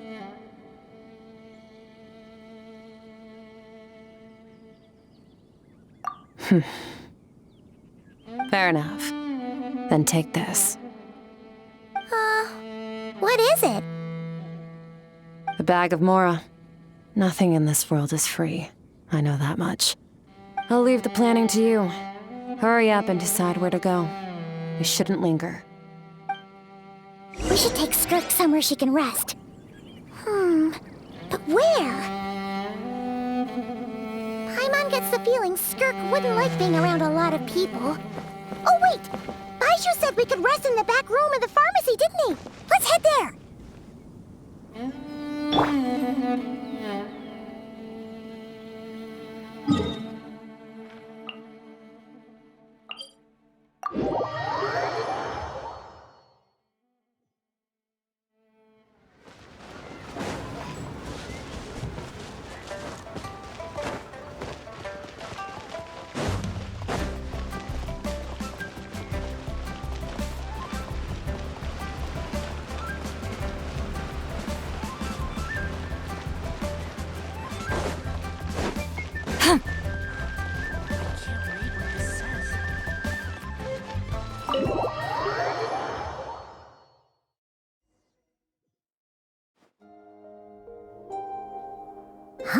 This bag from Skirk has a ton of Mora in it. Does she have a job or something? Wait, no. After what we saw at Wamin Restaurant, that seems impossible. Can you imagine? It would go something like... I'll be collecting my paycheck now, boss. Oh, sure thing. Wait, who are you? Have we met? Can't hold a job if you make everyone forget about you. So, what did you do to get all this Mora? Claimed some buried treasure, took care of a few monsters that were causing trouble. Nothing untoward. It's safe to use. Ah! You heard all that? A sonorous voice like yours is hard to miss. I wouldn't be surprised if the sound of it traveled to the nearest mountaintop. Then, did you by chance happen to hear Paimon's little, joke earlier? You mean when you called me Frosty the Lavender Melon?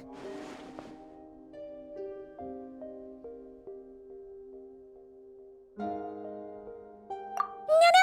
sorry. Paimon totally misspoke just now. She didn't say that at all. It was, a Paimon lookalike. Yeah, she's a piece of work, that one. Always impersonating Paimon and giving people weird nicknames. Okay, fine. The truth is, Paimon didn't like you all that much at the start, but things are different now. You helped the Traveler in a big way, so what do you say? Friends? I noticed there was only one bed. Go ahead and get some rest. Wait, what about you? I don't get tired, and I don't need rest. I'm going to practice my sword work. That should help me regain some strength. But your shoulder... Hey, don't just leave! Whatever. Let her tire herself out. She'll come back eventually. Let's get some sleep, Traveler. That comfy bed is calling, Paimon.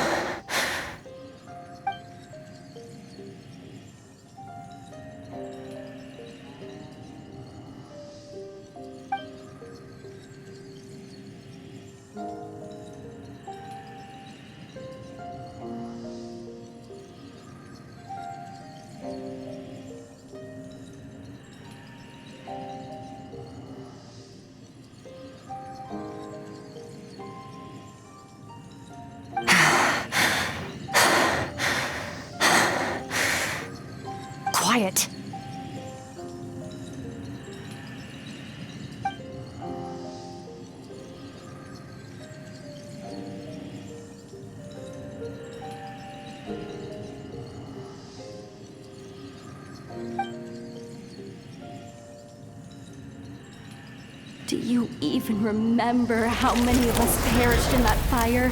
How many bodies were left to rot on the scorched earth? Yet you alone live on. Keep your gaze fixed on your blade. You don't deserve to rest. Run, Skirk. Run! Only death awaits us here. Keep running, and don't ever look back.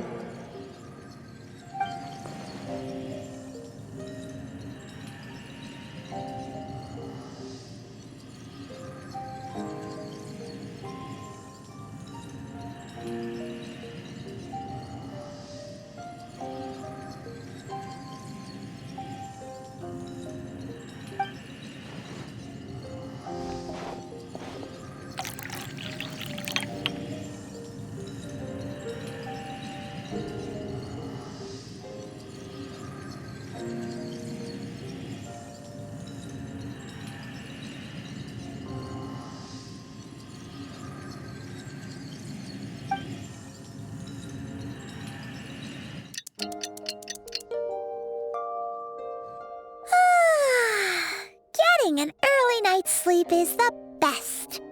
That bed was so comfy. Wait, Skirk? Have you been sitting out here the whole night? The bed's all yours if you want it.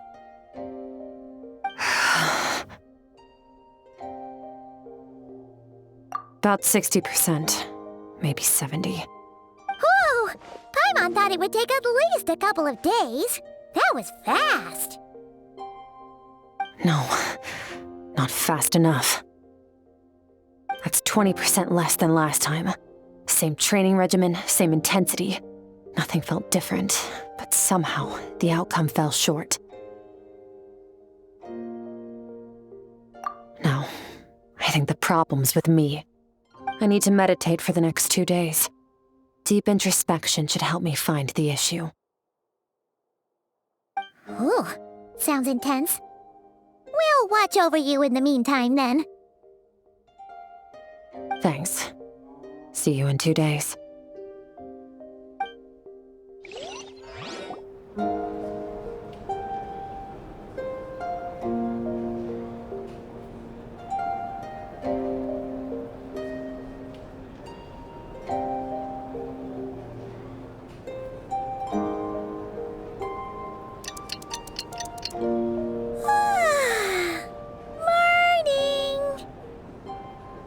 Skirk is still meditating, huh? It's been 2 days already. Shouldn't she be awake by now? Paimon can't think of anything we can do to help. Oh, wait! Breakfast! That's it! Paimon will go get breakfast! Skirk is gonna be starving when she wakes up. Be right back.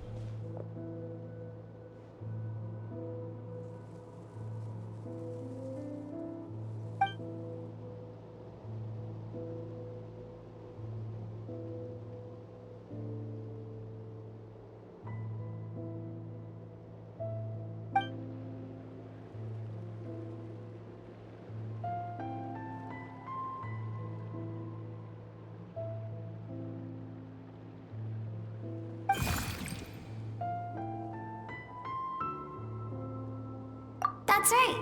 This is Skirk's inner world.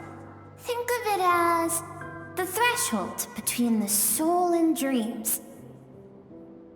This isn't your first time here, but what you remember is probably a space covered in darkness. I only managed to illuminate a small portion for you back then.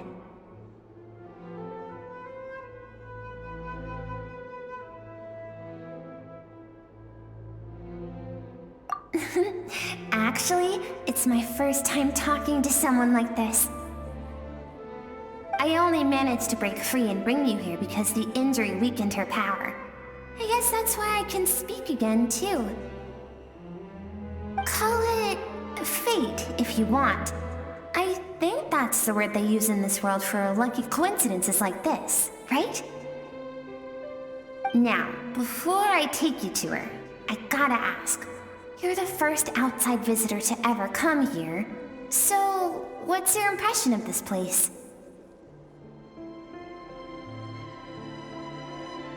Oh, you noticed. This river represents Skirk's strength. Strength accumulates over time. It is the summation of a person's lived experience. So this river is where all the fragments of Skirk's life should converge into a single stream of memories and emotions, flowing forward as one. But as you can see, this river has been severed numerous times.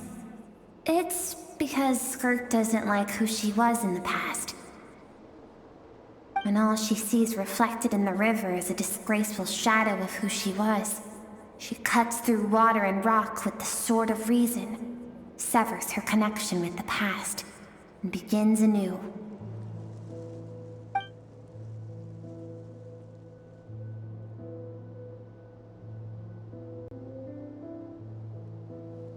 You must learn to shut out all the pointless emotion. Crush the self that makes you weak, and become master over your physical form. This isn't my first taste of failure or losing power. When you fall, you get back up again and become stronger. That's how it is.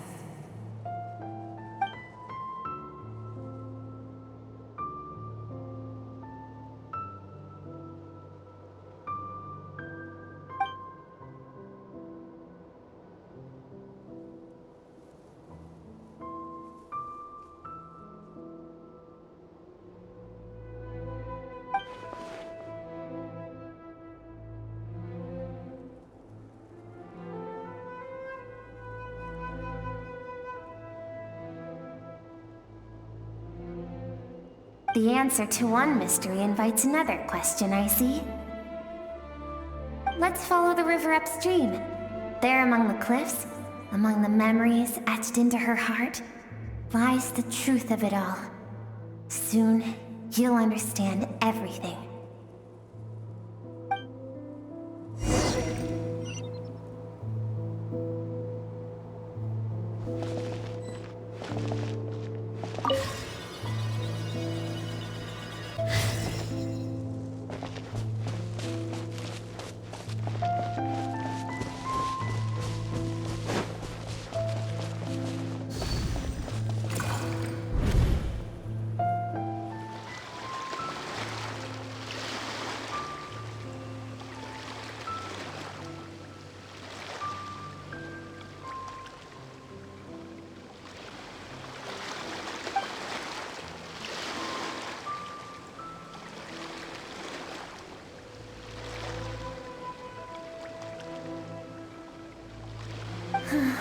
I've always thought that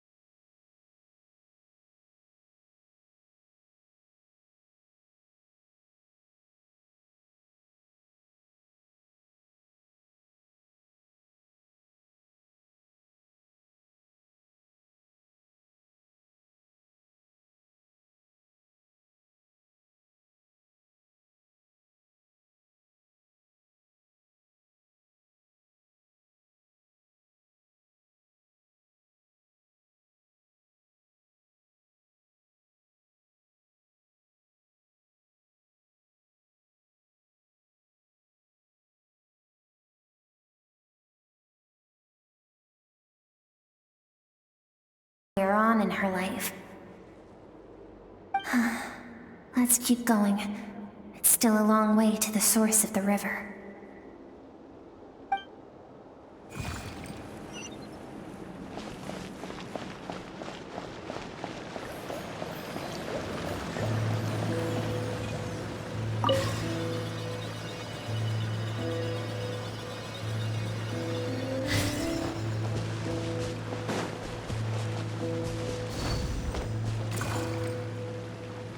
You now have what it takes to wield immense power. From this day forth, I shall teach you no more. No one can become a worthy warrior through imitation alone.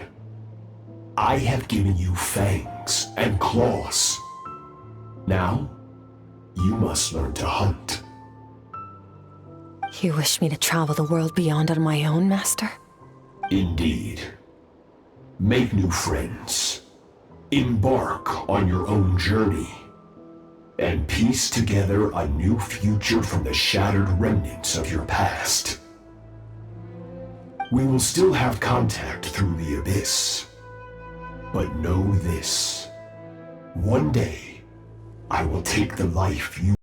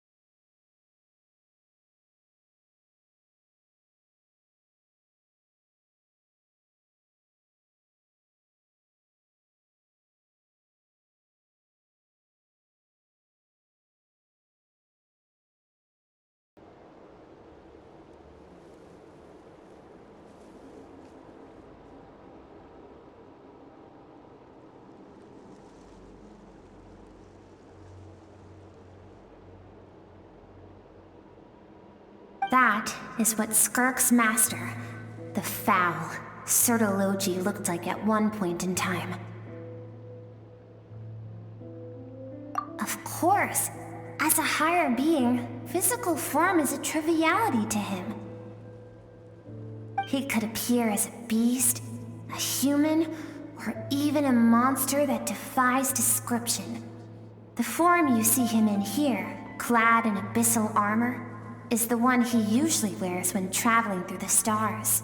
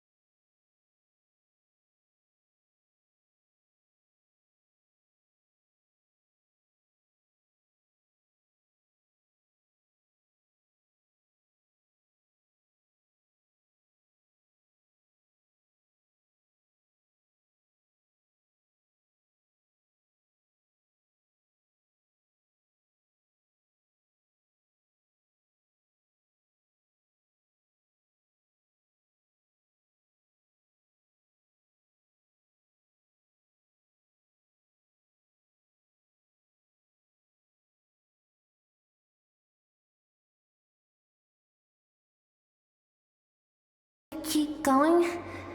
Let's see. We're about halfway there.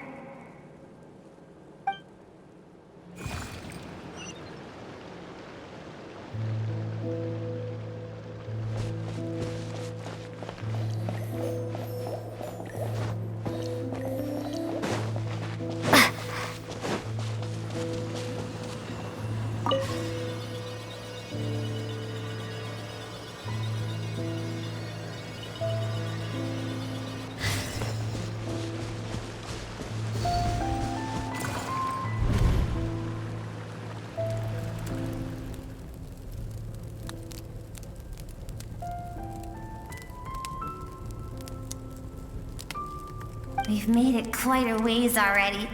This is Skirk, when she first began training under Sertalodi. I have set your broken wrist. Tomorrow, you're to train twice as hard.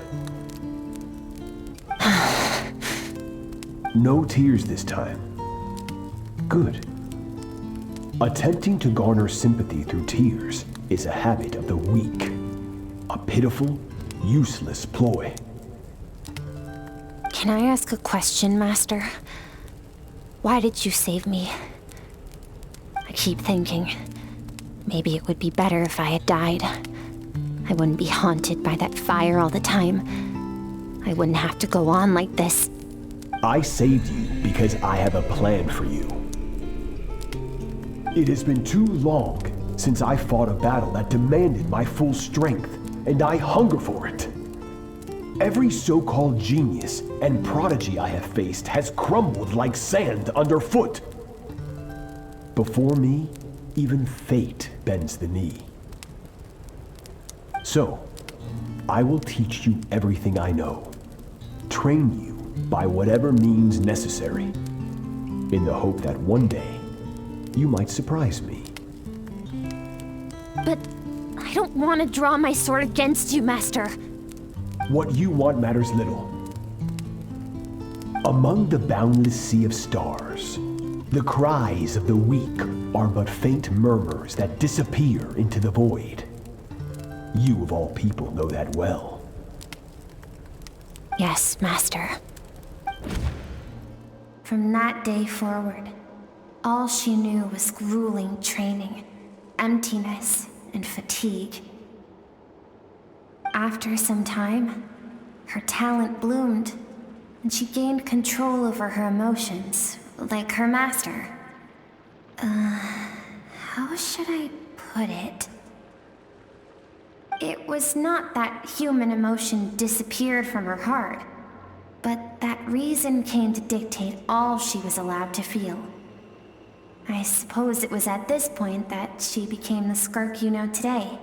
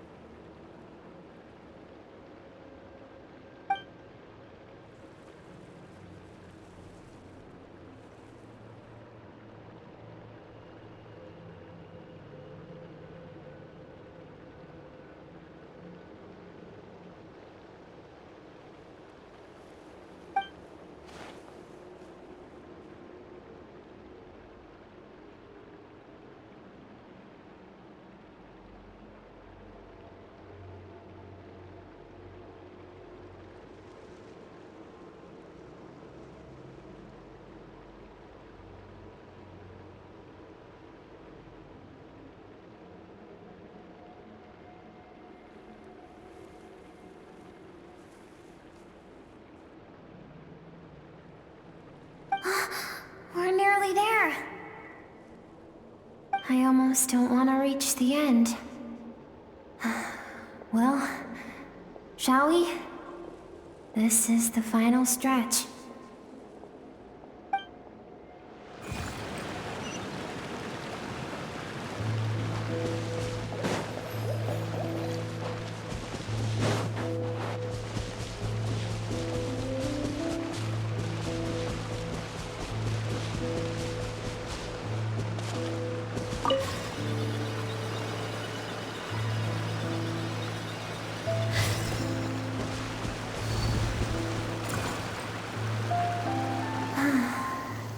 These are Skirk's happiest memories.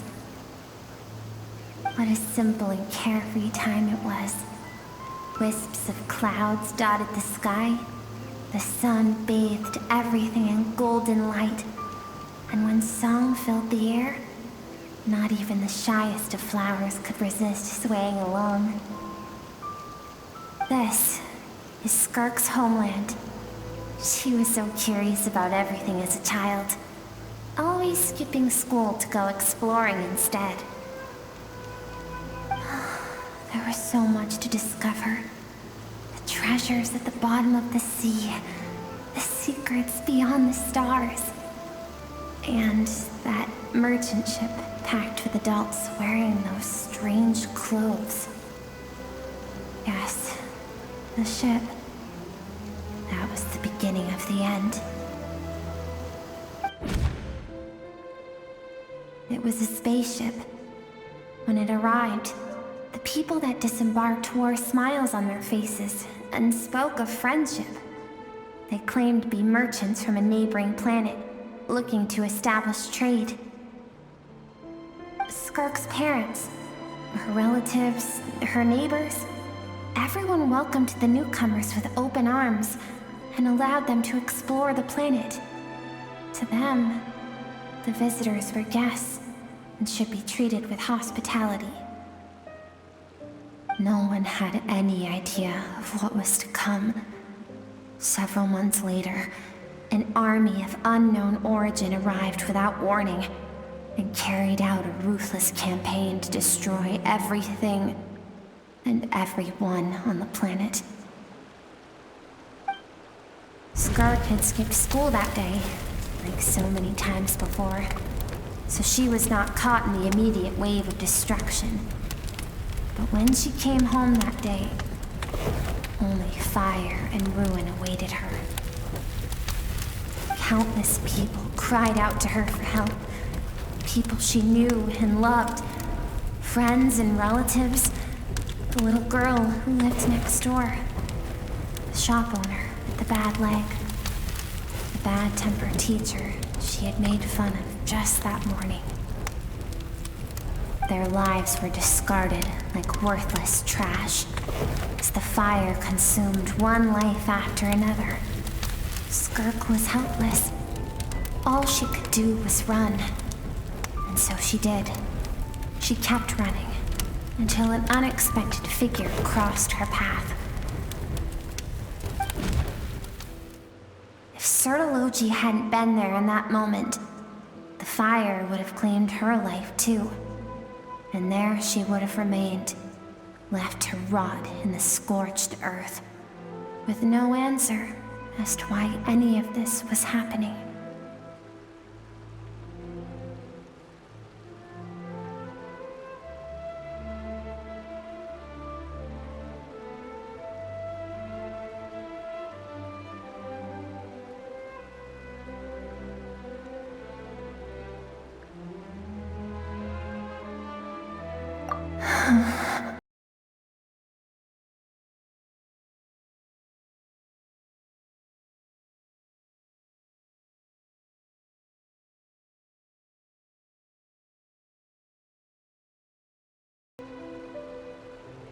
As the initial merchant ship explored the planet, they discovered that it hadn't always had the condition to support life.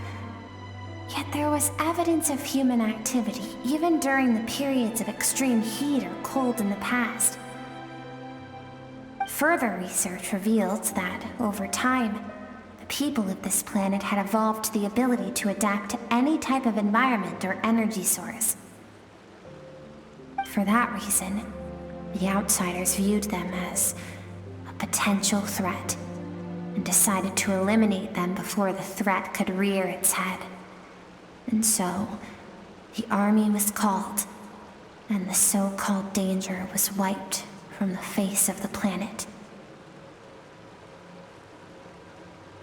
Senseless, isn't it? Deemed a threat because of a gift they didn't even know they had. Perhaps it was their own innocence and kindness that doomed them.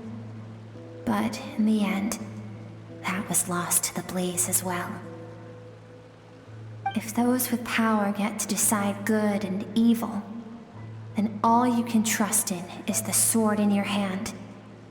And so, before death could claim her, she ran. She ran and never stopped. No one wants to relive their most painful moments. Well, that brings us to the end of the story. This is as far as we can go. Skirk is waiting over there. For both of us. Let's go to her. It's time to fulfill my purpose. And my greatest wish over all these years.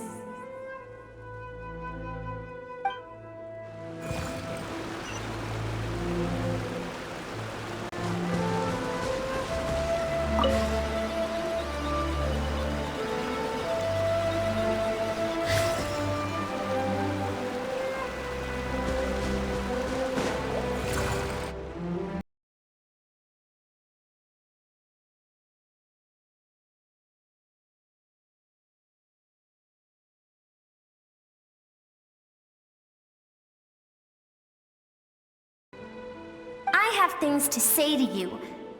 Well, to me.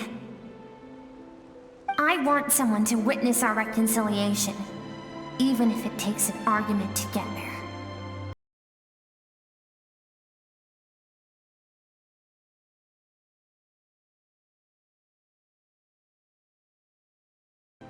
Her suppressed emotional self. The version of herself she keeps locked in the recesses of her mind, stifled by reason. All those rejected impulses, those discarded aspects of your past selves, they are a part of me now. I am who you used to be. Someone you have refused to face for too long. So, I came to face you instead. You're wrong. I've faced you all along. And that's exactly why I keep you locked here. Your existence makes me weak. Moments of joy and longing are when we are most vulnerable. Don't forget, it was a penchant for goodness over reason that doomed our homeland in the first place. The vastness of the universe renders everything insignificant. Our feelings most of all. Even so, learning from the mistakes of the past doesn't have to mean erasing everything. Strip yourself of your so-called weaknesses, emotions like kindness and empathy, and what makes you any different from the ruthless soldiers who slaughtered our people? The difference is that I'm doing what is right, what is necessary. I allow you to exist, but with limited freedom. That is the greatest kindness I can offer. I have shouldered everything you couldn't carry. I rose above the numbness and emptiness, and it was cold, unfeeling reason that brought me this far. It made me who I am. It made me strong. That is the problem. I want to shoulder those things together. On the grand scale of the entire universe, maybe our feelings are vanishingly small, but why should that mean they don't matter? Emotion gives warmth to the cold expanse of space. It gives meaning to the world around us. Think back to those nights of gazing at the stars, those afternoons of exploring the unknown. Think back and let them grant you peace. A brief respite from the pressure you put on yourself.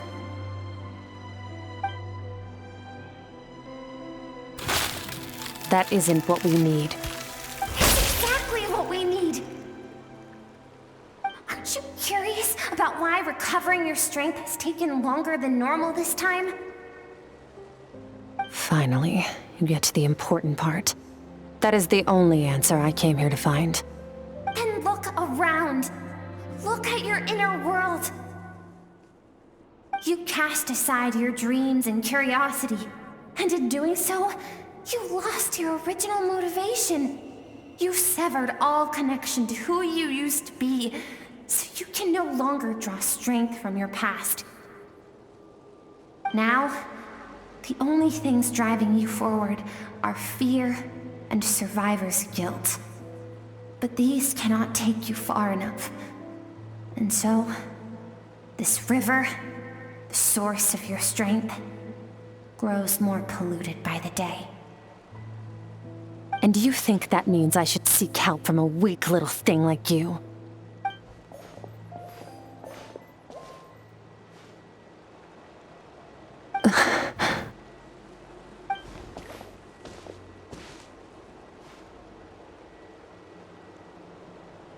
Thank you for saying that. I knew bringing you here would be the right choice. To be honest, I'm not here to argue with you. This isn't about who's right or wrong. And in fact, I agree that in order to make it through the wake of that tragedy, we had to distance ourselves from the pain through reason over emotion. But what is right at one point in time isn't always right forever. I know you will never forget that fire. I know the fact that you were the sole survivor fills you with guilt. And I know that among the voices that haunt you, mine is there too. Because deep down, you know that you didn't turn out to be the person you wanted to be. All those unfulfilled hopes are like knives to the heart. And I don't want you to hurt anymore. So even if you can't accept me, I hope, at least, that you can let go. I keep thinking, maybe it would be better if I had died. I wouldn't be haunted by that fire all the time. I wouldn't have to go on like this.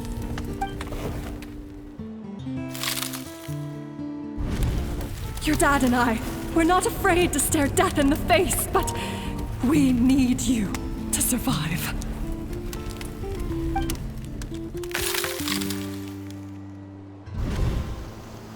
I'm sick of being a kid. There's so many amazing things out there, and I'm ready to see them all.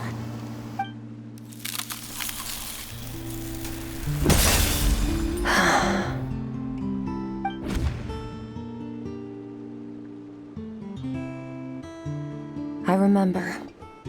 There was a song Mom and Dad always sang when we went out to fetch water. Dancing water. The sand along your path is begging for your song and movement. Will you carry this burden with you on your journey? I am not the dancing water, and you are not the burdensome sand. But if this is your wish, then I will carry you with me until the end. Thank you. I should be thanking you.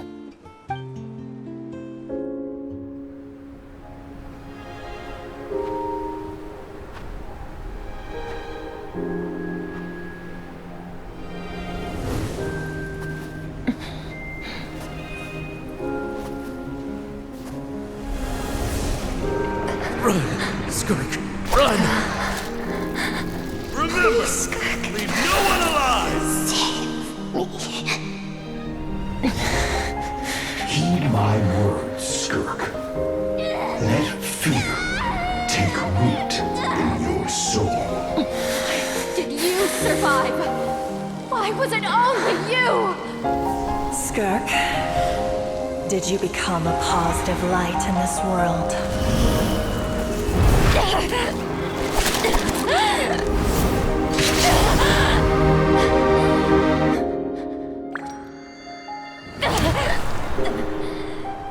Hey, this doesn't have to be the end.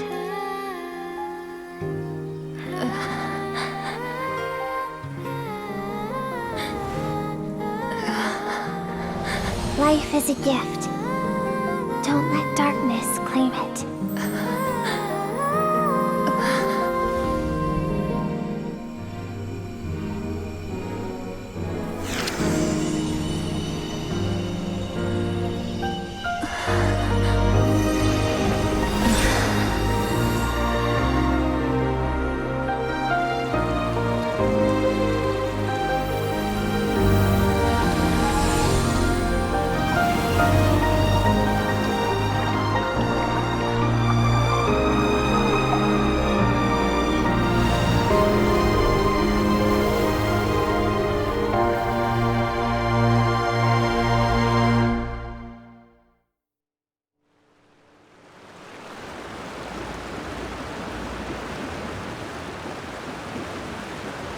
So, you saw my memories then. I once asked my master if survival of the strongest was the law of the universe. He said no. But in a world without order, those with no moral boundaries tend to be the ones who survive.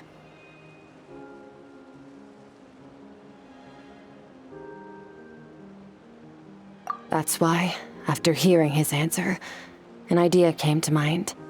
An idea that, one day, I would create a new world order. One in which there would never be another tragedy like that fire.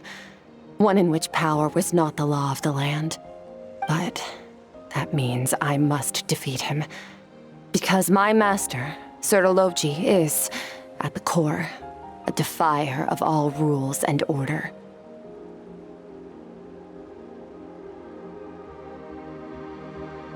Yes, and not just because of the gap in our abilities, but also because I have no reason to see him as an enemy. Although his decision to train me was not made out of kindness, he did everything a master should. He saved my life, taught me the sword and the principles of strength, and for that, I respect him. I know. And it's not something I want. But Master never goes back on his word. I have to treat everything he says as a promise. He's no longer into that, but he sends me messages through the abyss every now and then. Most of them are simple greetings, or an answer to one of my questions. Every time I hear from him, my heart skips a beat. And I wonder if this is the moment where he'll finally appear before me and tear down everything I've built to pieces. Maybe that means I do live in eternal fear, just like he said. Yes, I respect him, but I'm also afraid of him. And for that reason, the pursuit of strength consumes every moment of my life. I don't know what Master has planned, but I have to be ready.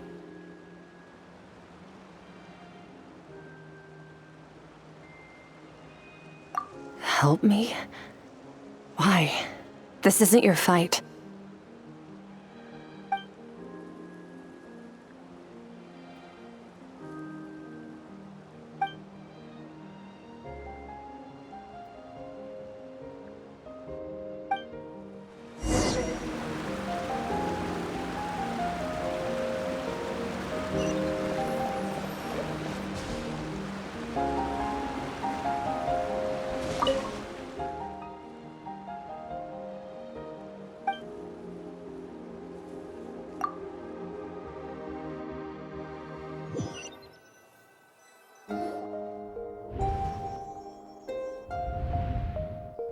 Oh, you're finally awake! Honestly, Paimon was gone for like 2 seconds and then she comes back and finds you both unconscious? Oh, you scared Paimon half to death! You're both okay, right? What does it look like?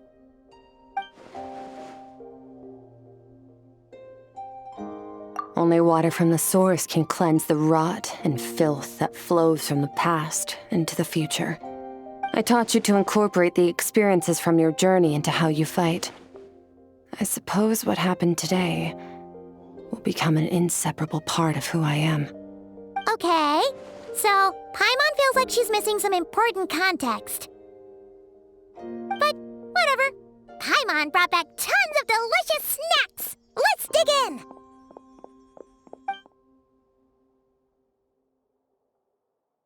All right. It's about time we finished what we started. We're gonna deal with this thief for good, right?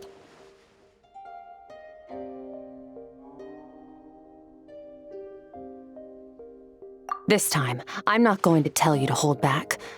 But having digested even more power in the meantime, he's going to be tougher than before. The good news is, we have no reason to pull our punches this time. So, let's go. Same place as last time.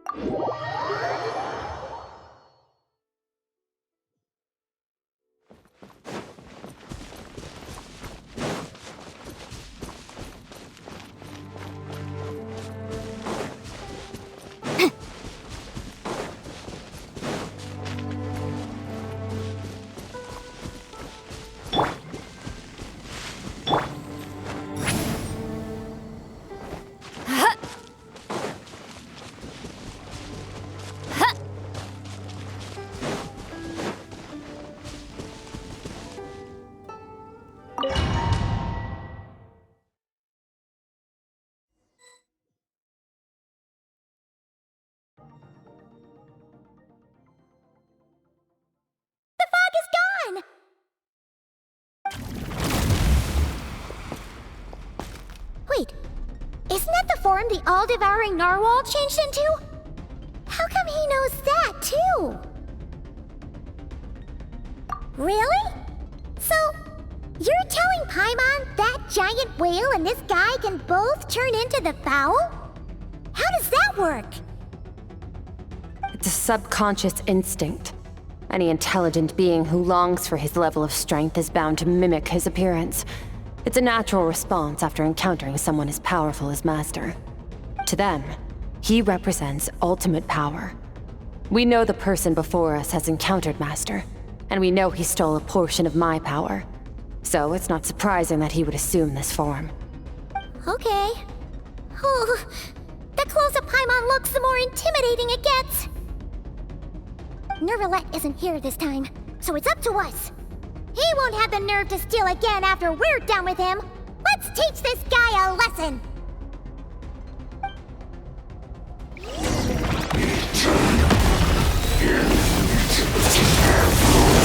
Go! Wipe out!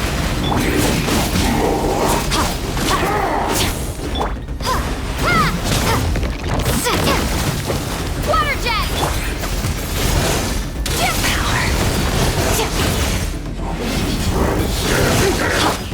Go!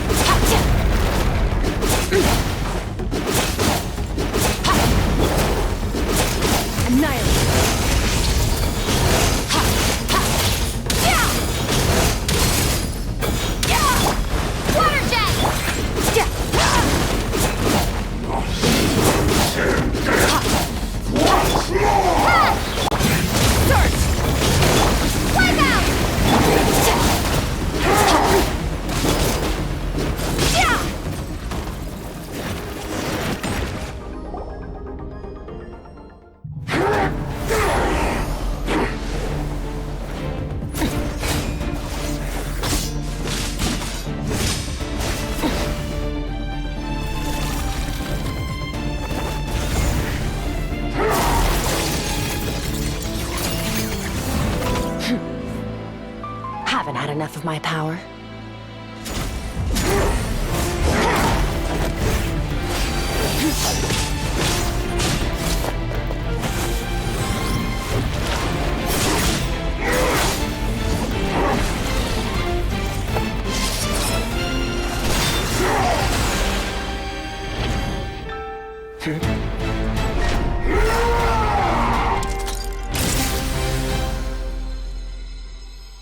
Well then, let's see how much more of this power you can handle.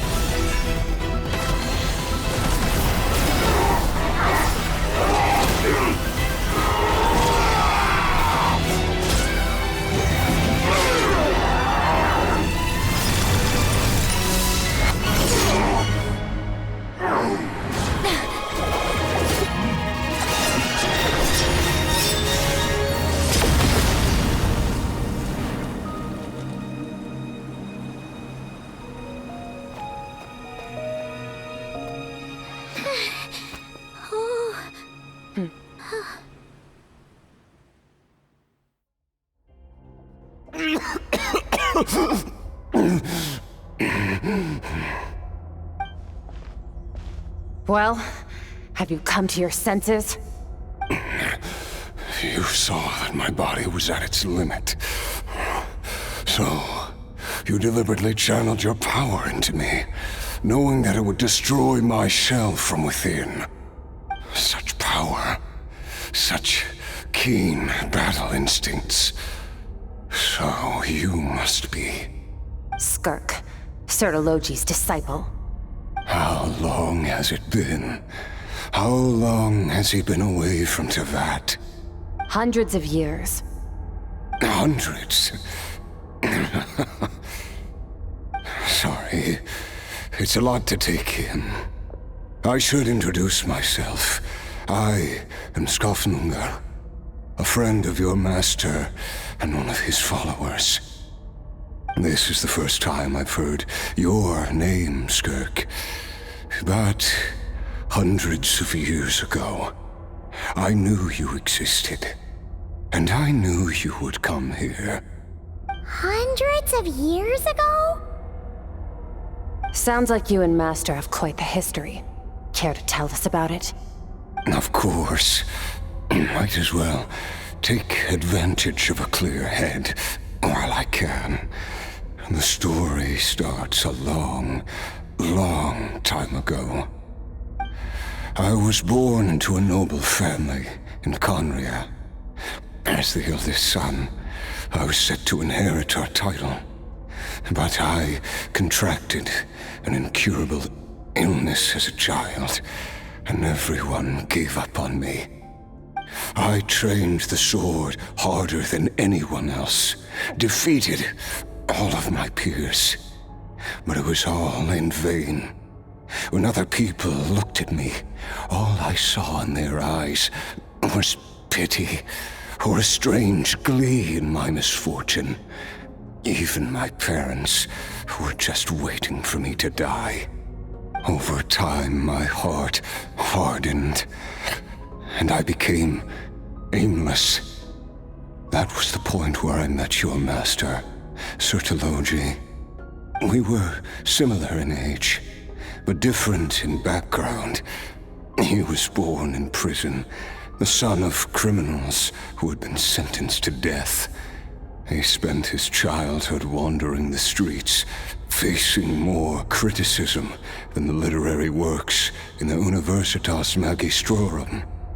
Yet, he always wore a smile on his face, as if kindness and malice were one and the same, and he could not see the difference. I still remember what he said to me when we first met. You need to fight to survive. Even if it's a losing battle, it should light a fire under you.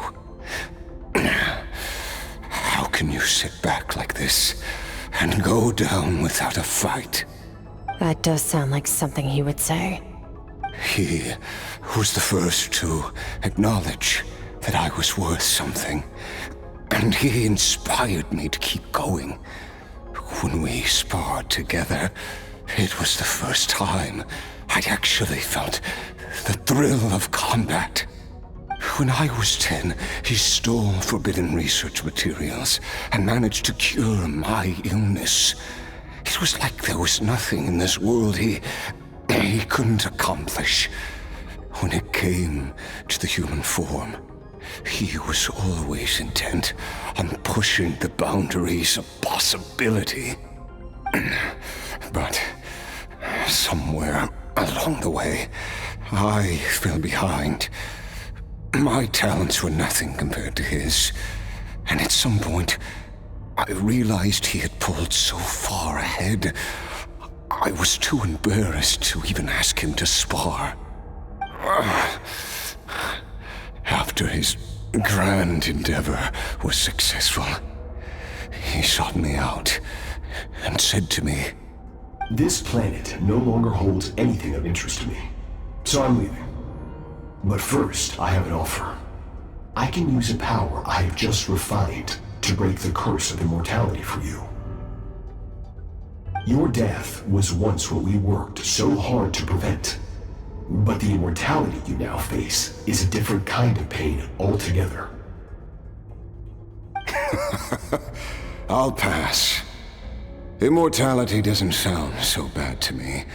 Since I can't die, it means I have an infinite amount of time to get stronger. Maybe I'll finally catch up to you one day, and we can spar like we used to.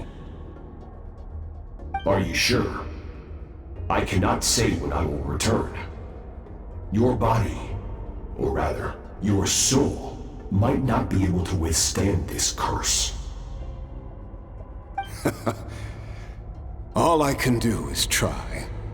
After all, a wise man once told me, people need to fight for their own survival. Wise indeed. Nevertheless, if you grow weary of the pain of immortality, and wish to experience a good sparring match before you wither away, seek out my disciple. Disciple? Never thought I'd hear that word coming from you. Nor I, but Betwixt said I was destined to find a disciple out there in the universe, and bring her to Tibet. You know as well as I, Betwixt's prophecies are never wrong. Well, now I'm curious about who this disciple of yours will be. All Betwixt said was that one day, the stars shall bow in her honor. Sounds pretty impressive. Of course. Only the most outstanding people would have the right to become my disciple. Still self-assured as ever, I see. But you're not wrong. I'll be leaving then. Oh, and if you are serious about getting stronger, I left you a little gift in the primordial sea. As I've said before, walk whatever path you want. Freedom means even the wicked get to make their own choices. Waiting for me in the primordial sea was the all-devouring narwhal, already beaten into submission by Sertologi. In its weakened state, I was able to cut off part of its flesh and sew it into my own heart. Your heart? That sounds like torture! How did you even survive that? Because, of course, I bear the curse of immortality. So, you used the curse to turn yourself into a vessel for power. Even with that whale's ability, devouring power like that is not something the human body can withstand. With your body and soul constantly at the breaking point, it was the curse of immortality that sustained you. But that is not the path to strength. You have to pour your heart into it, work for it, dream of it. Instead, you stole something that didn't belong to you, and it backfired. You're right. I should have known better, but I had already pushed myself to my limits, and he was still miles ahead of me. So I had to take a leap of faith. I miss your master. I miss the days when we were all together, troublemakers without a home. I don't regret the choice I made. But if you'll allow it, I do want to apologize. To both of you. After the beating we just gave you, I think we can call it even. You're an interesting one as well. Sertologi's disciple. That's a lot to live up to. It can't have been an easy experience. I know what he's like. He rules with an iron fist, using despair and fear to force you to catch up to him, all the while standing ever out of reach. We're like mountain climbers in the dark, never knowing how much higher we have to climb, or when we will see the sun again. True. But I made up my mind long ago. No matter how dark it gets, I will not give in to despair. I will overcome it. Besides, after hearing your story, I suspect what Master really wants is not a battle that demands his full strength, but rather a defeat without regrets. Oh? Since you're his friend, you must have some things in common. The first time we came here, when you stabbed me through the fog and stole my power, I felt no emotion coming from that spike. But when you had to devote all your strength fighting me just now, I could feel joy and passion emanating from your blade. It was the joy of a researcher discovering the truth of the world, the joy of an artist uncovering a temple of wonders. Interesting. I'm certain I didn't express those emotions outright. Yet you were able to read them from my blade, like a glimpse into my inner world. You're right. That battle brought me an unbridled sense of joy, and my defeat brings me no regret whatsoever. Exactly. I think Master also craves a battle like that. One where his opponent forces him to use all his strength, unlock the extent of his potential, and transcend his own limits. A battle to end all battles. After which, all can come to an end, including, perhaps, his life. For that very reason, good and evil are meaningless to him. He has one purpose, one goal: to complete himself. It's one of the secrets to his strength. Perhaps you're right. Perhaps that is his goal. What a battle that would be. Oh, to witness such a...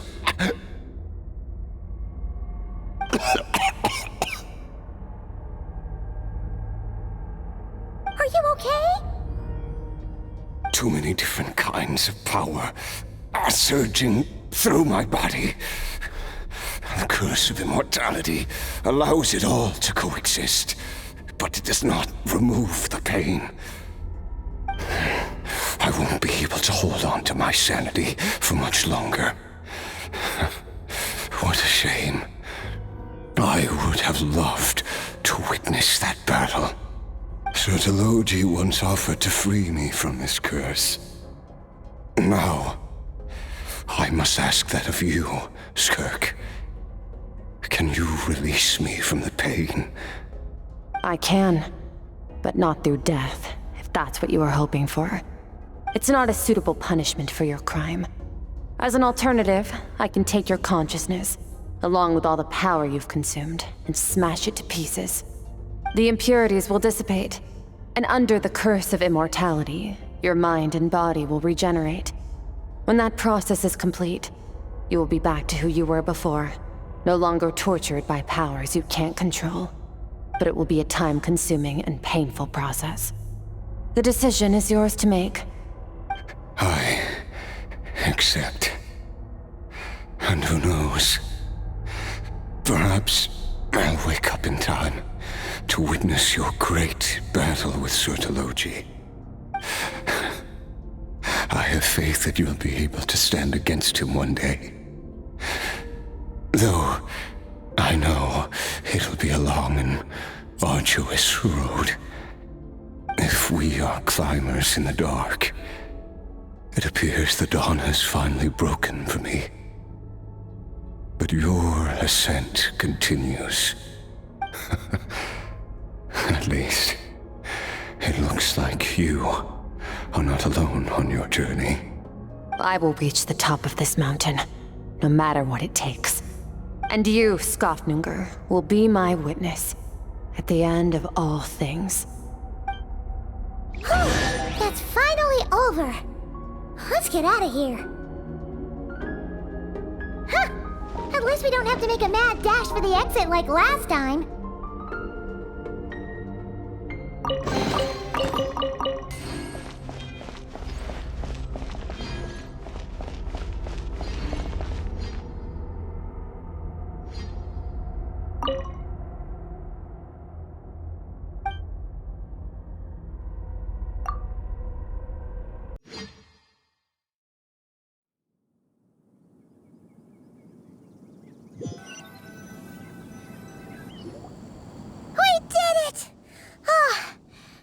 Been a few days, but it feels like forever. Once again, we've proved there's nothing we can't overcome. We're just that awesome. Wow, you sound even more confident than usual. Guess you really have become stronger. Today sure went by fast. It's night already. Oh wait, that reminds Paimon. The stars you mentioned. The ones that died out? Are they back now? Yes. The power Skofnunger stole has been returned. So, the stars have regained their light. Great! Huh, it's crazy that you even noticed their light was gone. There are so many stars in the sky. If a few disappeared, Paimon definitely wouldn't be able to tell. I suppose it's because I have gazed upon this sky for centuries. The false stars, hanging in the meticulously planned sky, glittering with rotten light. It's not real. And yet, it is for that very reason that I can look upon it and enjoy the momentary peace it brings. Even the most beautiful of bubbles has to burst. We will return to the real universe one day, whether of our own volition or not. Time marches ever forward. Even the innocent and naive will taste life's bitterness. Yet through hardship, we grow until we learn to seize the sands of time for ourselves and uncover our true strength. Though we gaze upon a false sky, its vastness and majesty is palpable. One can only wonder, what is it going to take for kindness to reign supreme in the vast expanse of the universe? Ugh, this is all going over Paimon's head. But if she knows one thing, it's that the Traveler always finds a way. Ever since we met, she has filled Paimon's days with happiness. No matter how tough things get, she always finds a way to make it better. If it's too big a job for one person, then we'll do it with two. And if two's still not enough, then 3. We've met so many amazing friends and accomplished so many amazing things. As long as we don't give up, we can make any wish come true. I suppose when it comes to you, anything is possible. Well, I should be going. Now that my power is no longer isolated from my emotions, I need more practice to get used to it. I suppose fate will decide. Maybe we'll bump into each other on the street. Or maybe we'll reunite on a different planet entirely. Regardless, reunions and partings are but passing moments. More than anything, I hope that at the end of this journey, wherever it takes us, we stand in a world reborn. One without war, pain, or forced partings. One where new life can bloom, even where there was once nothing but scorched earth. For this, we must all work to become stronger. Goodbye, traveler. Remember your training. Make sure to put it to use. Bye!